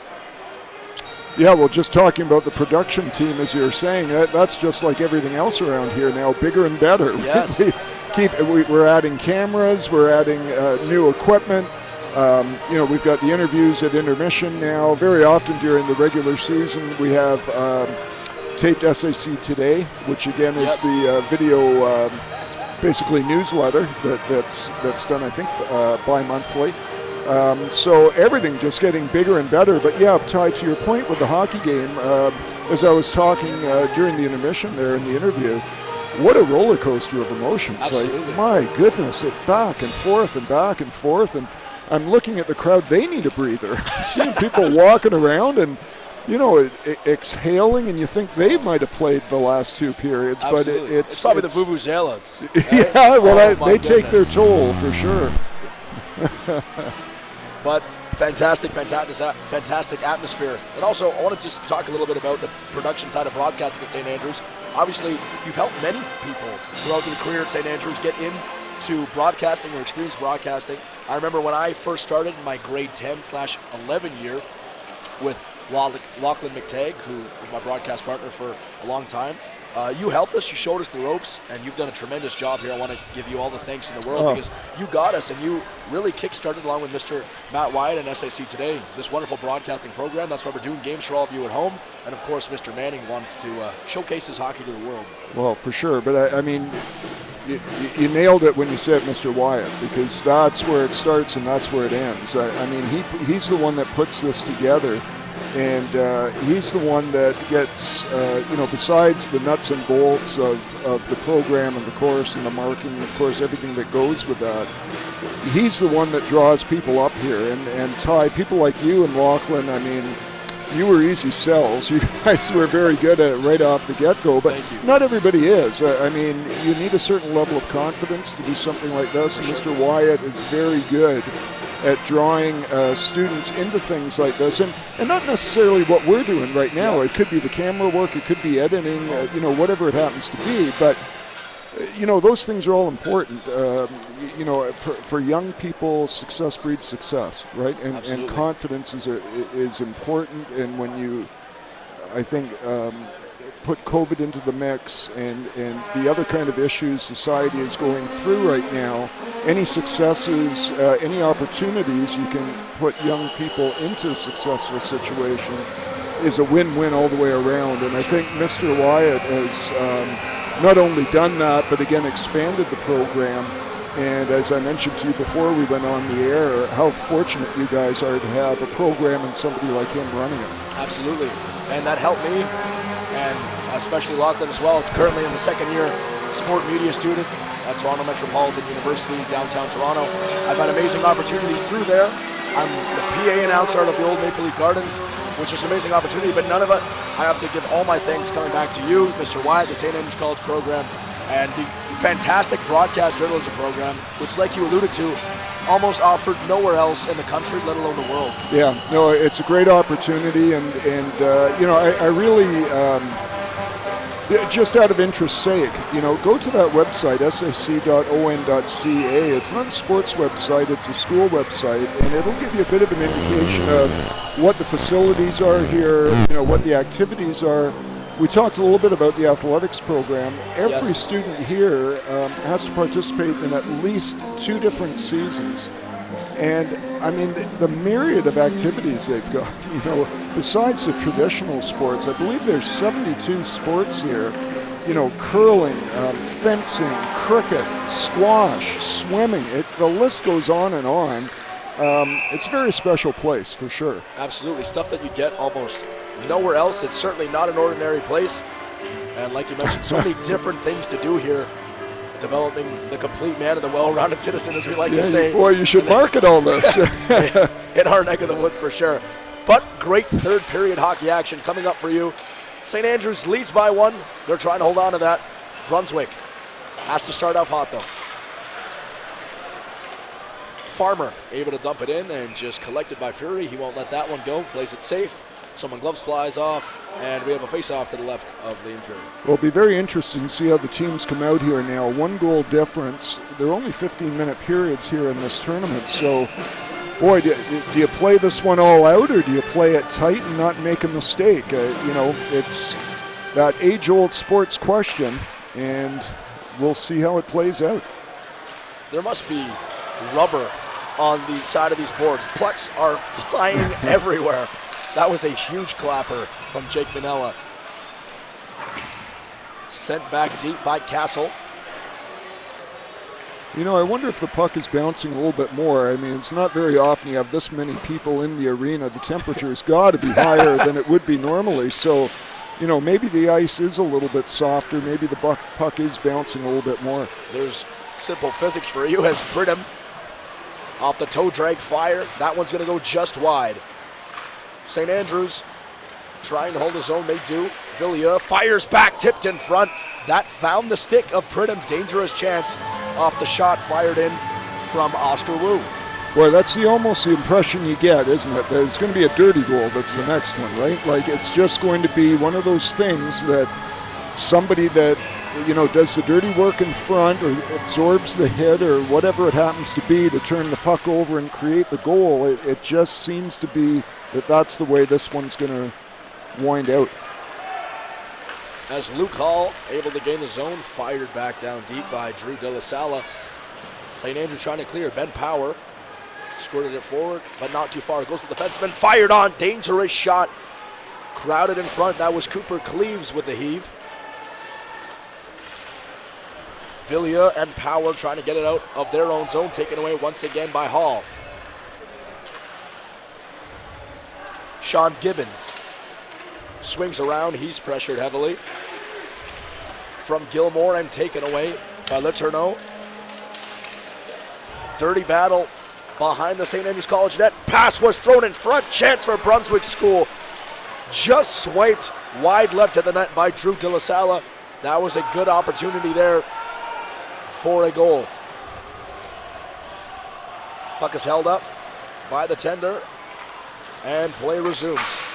Dumped it in, that was a horrible bounce. Very unlucky. All the way is Finn Keon. Keon prancing into the zone. He gets taken down. There won't be a call. Tried to throw it in front. There was number 19, Connor Arsenault. Looks like Keon's behind the play there. He's having a very difficult time. It's just between the circles, and boy, that doesn't look good. I think it actually might be a skate blade.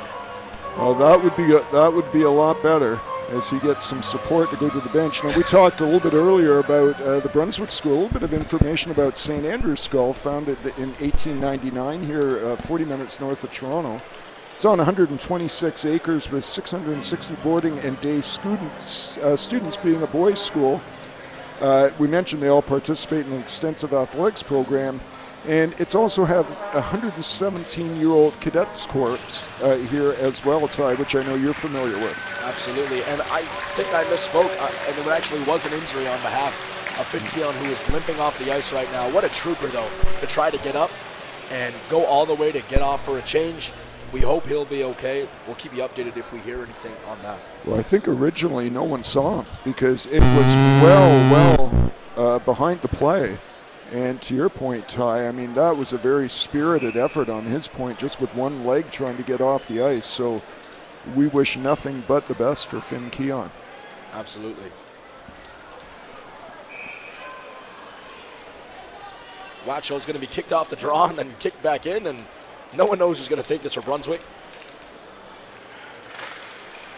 Jake Manella took it, and he lost it. Del Elche to Rego. Rego just throws that around all the way down the length of the ice, and that will likely be an icing, and it's called here.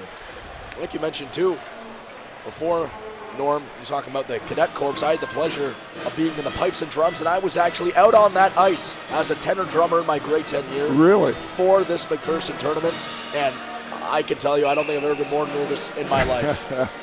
But what a great introduction to this whole weekend, I'm sure. Getting a chance to be right out there and seeing the crowd around you and everything else.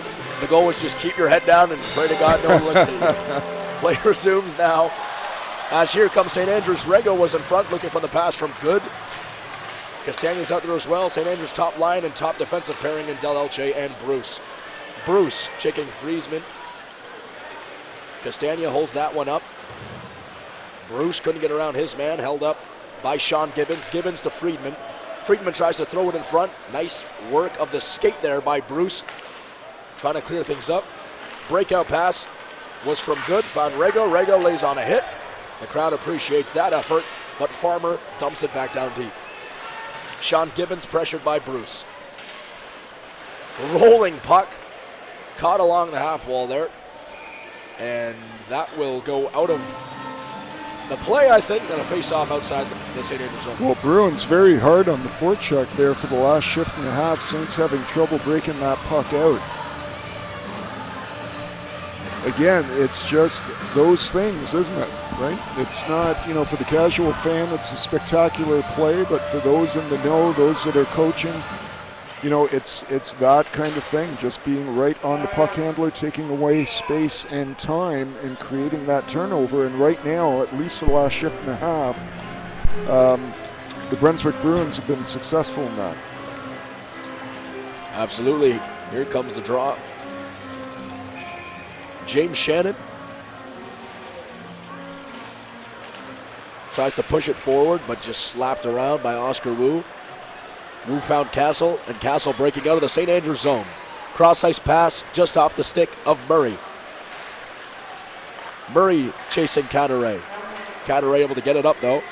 And in comes Daniel Hu with some considerable speed. He will shoot it down. No funny business there from Fury. Yeah. It's funny with these fast periods, 15-minute periods, I'm looking up at the clock. There's only 11 minutes left. They just seem to be flying by as they've extended the intermission by about 5 minutes. And, of course, the periods are shorter by 5 minutes. This being a tournament, of course, teams playing multiple games on the same day. But still, that's a factor as well. Absolutely. Check out the St. Andrews College website once again for the MacPherson tournament information. Games going on all weekend long. Puck back, and a big hit from Lucas Villia, throwing around the body, and laid out Luke Lampert on the blue line, but Brunswick able to keep it in. Back to the point, Grimes across to Lampert. Lampert will fire it back down low, De La Sala. Once again, fired back on, a clear opportunity. Fury saw that one the whole way off the shot from Carter Grimes. Well, flow changes both ways, and the Saints need it right now as they've been chasing a little bit in their own end. Again, as I mentioned, they need the clean breakout here.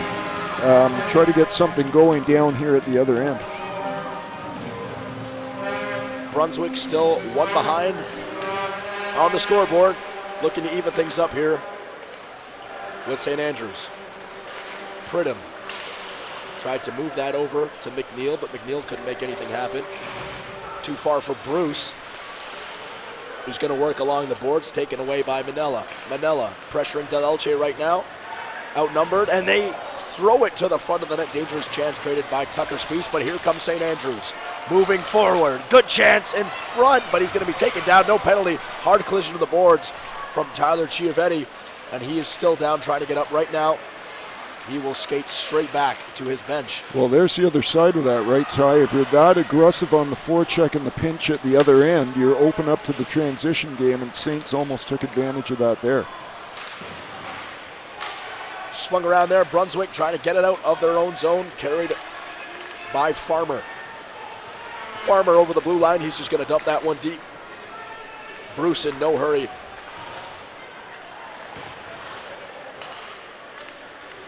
Deloche's cross-ice pass to Castagna will be taken forward. No icing there. Castagna fires over to Good, and he scores!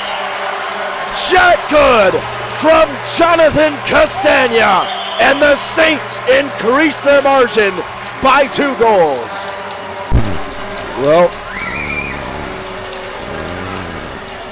Good coming through again for the Saints, and boy, I think the most remarkable part of that play was that it wasn't offside. Like, between Castagna and Good, they had to really stretch to not make that offside.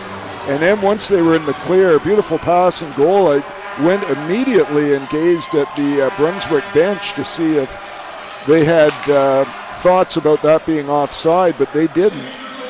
From our vantage point, I thought it was good, but I thought it was close. But doesn't matter. That goal counts. Very close. Castagna once again. Rigo puts that one in front. Another try by Jonathan Castagna.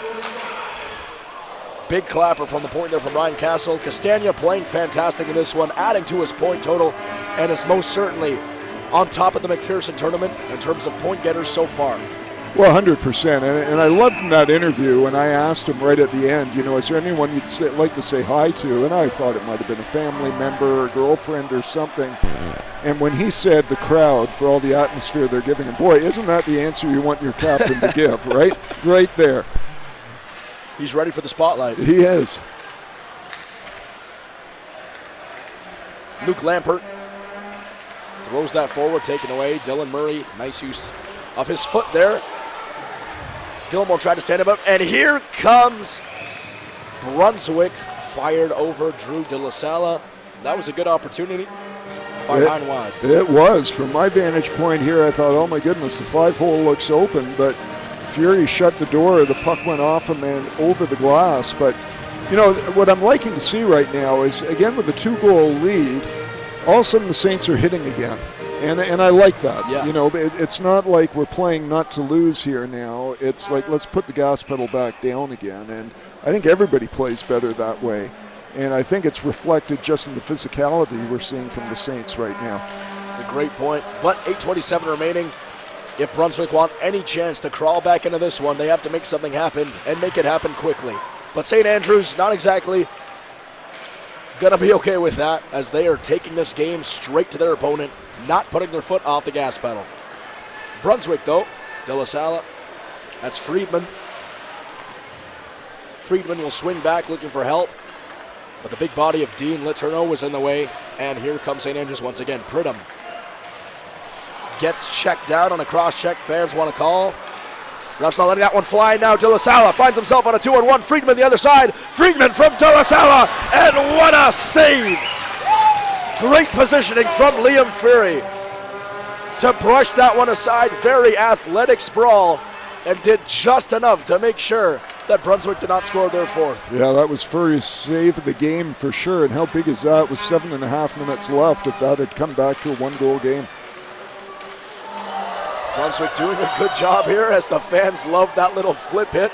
Looks something out of an NHL video game there on Tucker's Space. Dylan Murray will throw that one around. St. Andrews trying to hold the line, but the battle was lost by Arsenault. And once again, here comes Brunswick. Tucker Spies trying to make something happen. Batted out of the air. Shot on from the point. That one was a close one. Carter Grimes put it into an area of genuine menace. Escheritt caught in his skates. Doesn't know where the puck is. Has to turn around. Castle will take advantage of that and try to dump it off the other side, but it is fired right back in by number 20, Ryan Watchell, and we'll get a face-off in the St. Andrews end. Yep, just a whole different feeling here now with the Saints and, of course, with their crowd as well.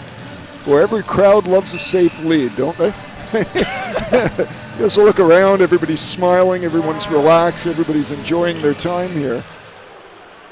Life would be sweet if every game was a blowout for the home team, that's for sure. Certainly makes the crowd breathe a lot easier. But only, once again, what we mentioned earlier in this broadcast, 2-goal lead's very dangerous. Rego takes it away in front, and they score! Anselmo Rego throws the puck to the front of the net, and it was buried by number 18, Jonathan Castagna.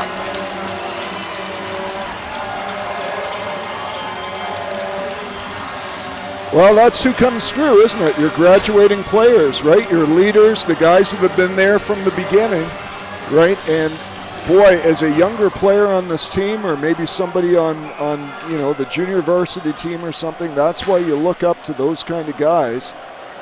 They seize the moment, and boy, Rego, what a spark plug that guy has been here today. He got the 2 goals early.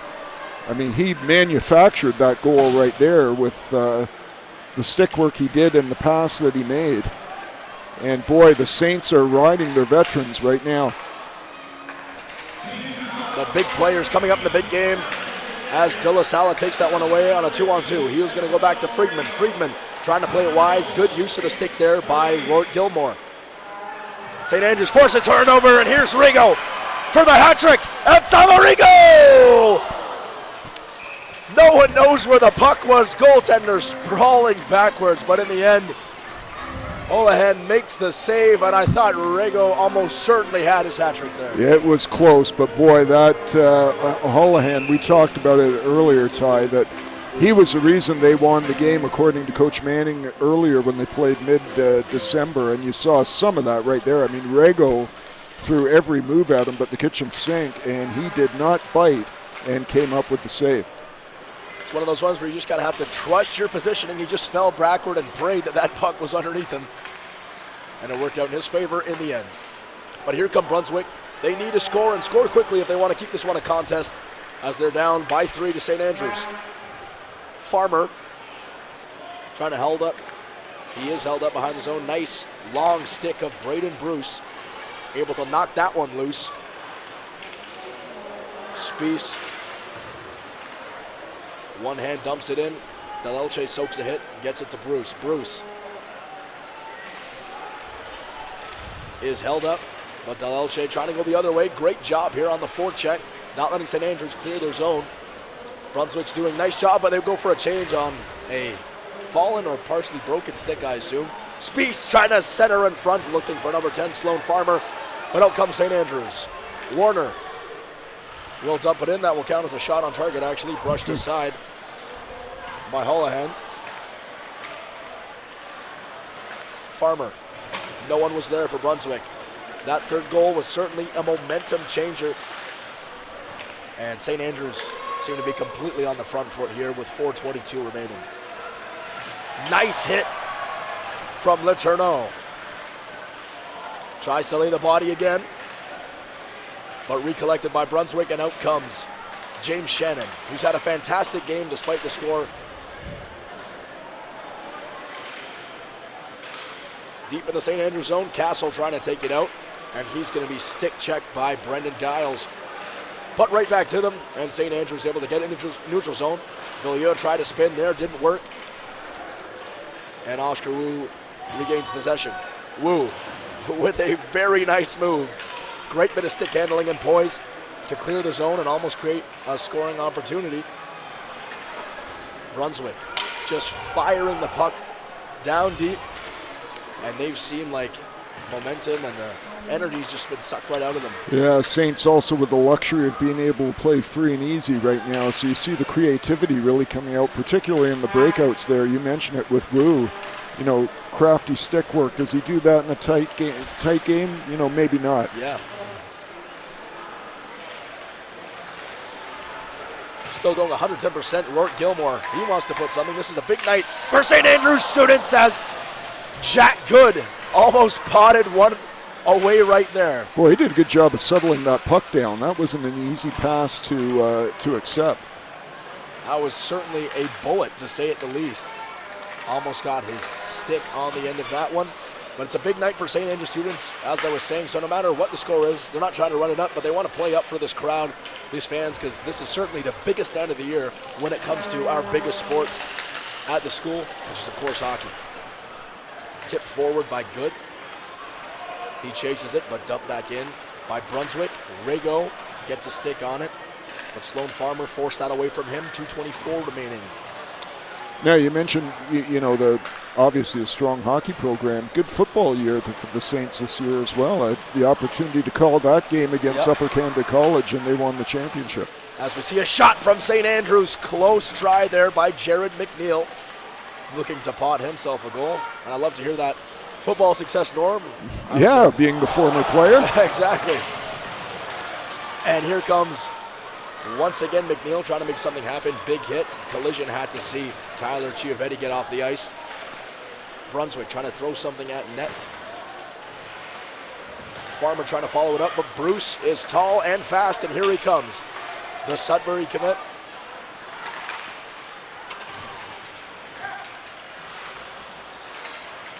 Nice move there from Arsenault.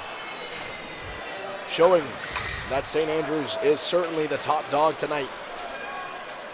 So much talent on this team, and they're playing like it tonight. We have a bunch of Cornell commits on the roster. We have Merrimack, Colgate, UMass, Maine, Sudbury Wolves, and Boston University, as well as Northeastern. We got a lot of talent on this team, and they're playing like a complete hockey team tonight, but one that certainly can play at a higher level as well, Norm. Well, that's something we didn't mention either, Ty, is that this tournament is a real haven for scouts as well, both of the Canadian U program, the NCAA, and professional scouts as well. They have their own room here, within LeBeer Family Arena, and this is a showcase for sure as well. Great group of young talent. St. Andrews has had 5 players drafted directly into the NHL from high school over the last 10 years, I believe, in the program. Yeah. And St. Andrews is the only non-pro club to have done that. And I think the last 4 years in a row, if I'm not mistaken, 2 from last year's team I know of.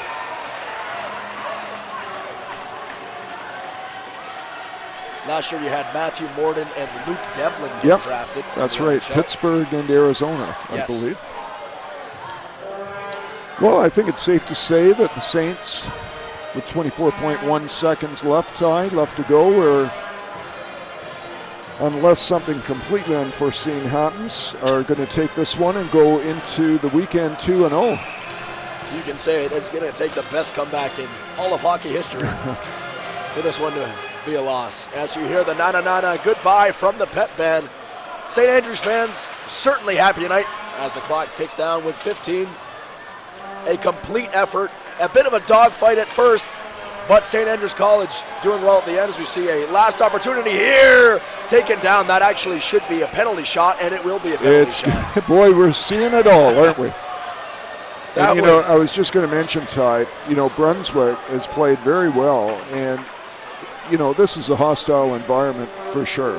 For people that play in this league, even given how good the competition is, this is rare, playing in a house like this. It's this full and this crowd, and they've played great. They really have. Comparable to a Friday night football crowd in the U.S. college football. It's a very high-level atmosphere, as it will be James Shannon looking for his hat trick. Who else? Who else? And here he comes over the blue line, skating. The crowd is loud. Shannon fires wide. And the goalie, Fury, signals no. No, sir. He'll keep this one in a 3-goal margin. Shannon couldn't get the hat trick. We almost saw 2 hat tricks tonight from Rigo and then Shannon right there. Yeah, it was close. Shannon tried to go up high blocker side. Fury is outside that blue paint, made himself big. I don't think there was a lot to shoot at there, to be honest with you, but he made the save anyways, and boy, that's another positive, isn't it, going into tomorrow? Had Brunswick scored there, it doesn't change the outcome of the game, but it's still a thought, right, that's in your mind, and just that much more confidence, both for the Saints and Fury in particular, going into the weekend. 1.6 on the clock. It will triple down and will go down to double zeros, and the St. Andrews College Saints take down the Brunswick Bruins in their MacPherson Friday night bash. This crowd absolutely loving it, raking it in, and a fantastic performance from the St. Andrews College squad. Although you have to give full credit for Brunswick for making it a 4-3 game at one point, sticking around, tying it up a couple times throughout the course of the game. made this one interesting. Well, after the first 5 minutes of the first period, you wondered if they were going to be around at all, and they answered the bell. They tied things up 2-2, and then it was back and forth for a while there. So lots of credit to them. There was no give in them at all. Saints, though, just a little bit too much for them today. I agree with you there. And if we had to pick a player of the game for you, Norm, who would that be? Well, it changes. Again, if you'd asked me in the first 5 minutes of the game, it was pretty easy. It was Anselmo Regal. I think Castagna, you could, beyond just the production, what you're seeing on the sheet here, his leadership just shines through. Fury made big saves when he had to. I would say Castagna for me, personally. How about yourself? I would have to agree because he could put in a complete effort all over. He was all over the ice and came up in the biggest moments possible for St. Andrews. Came in the clutch time, came with that assist. And St. Andrews, that 4-3 goal was really the killer in the end.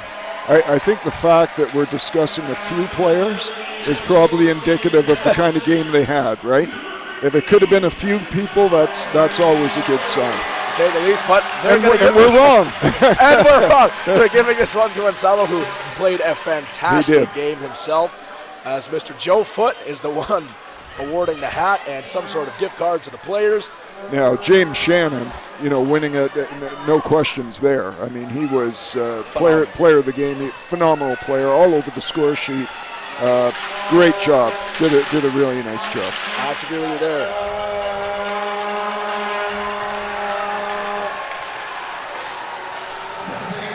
As St. Andrews, the crowd is raking it in. What a fantastic game it was here on the 39th annual MacPherson Tournament Friday night game. St. Andrews walks away with a victory.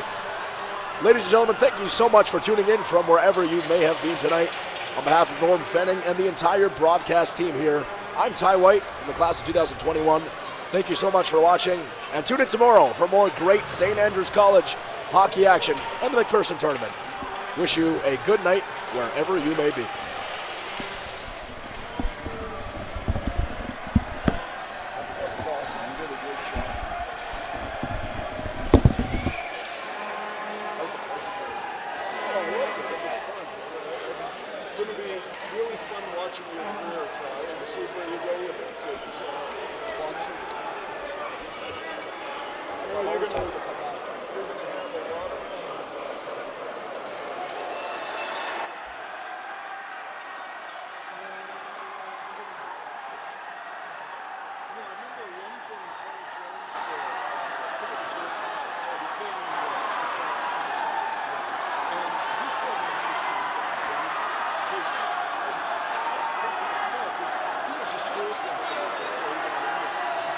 It's actually interesting because he started when the Raptors started, and then we had a radio show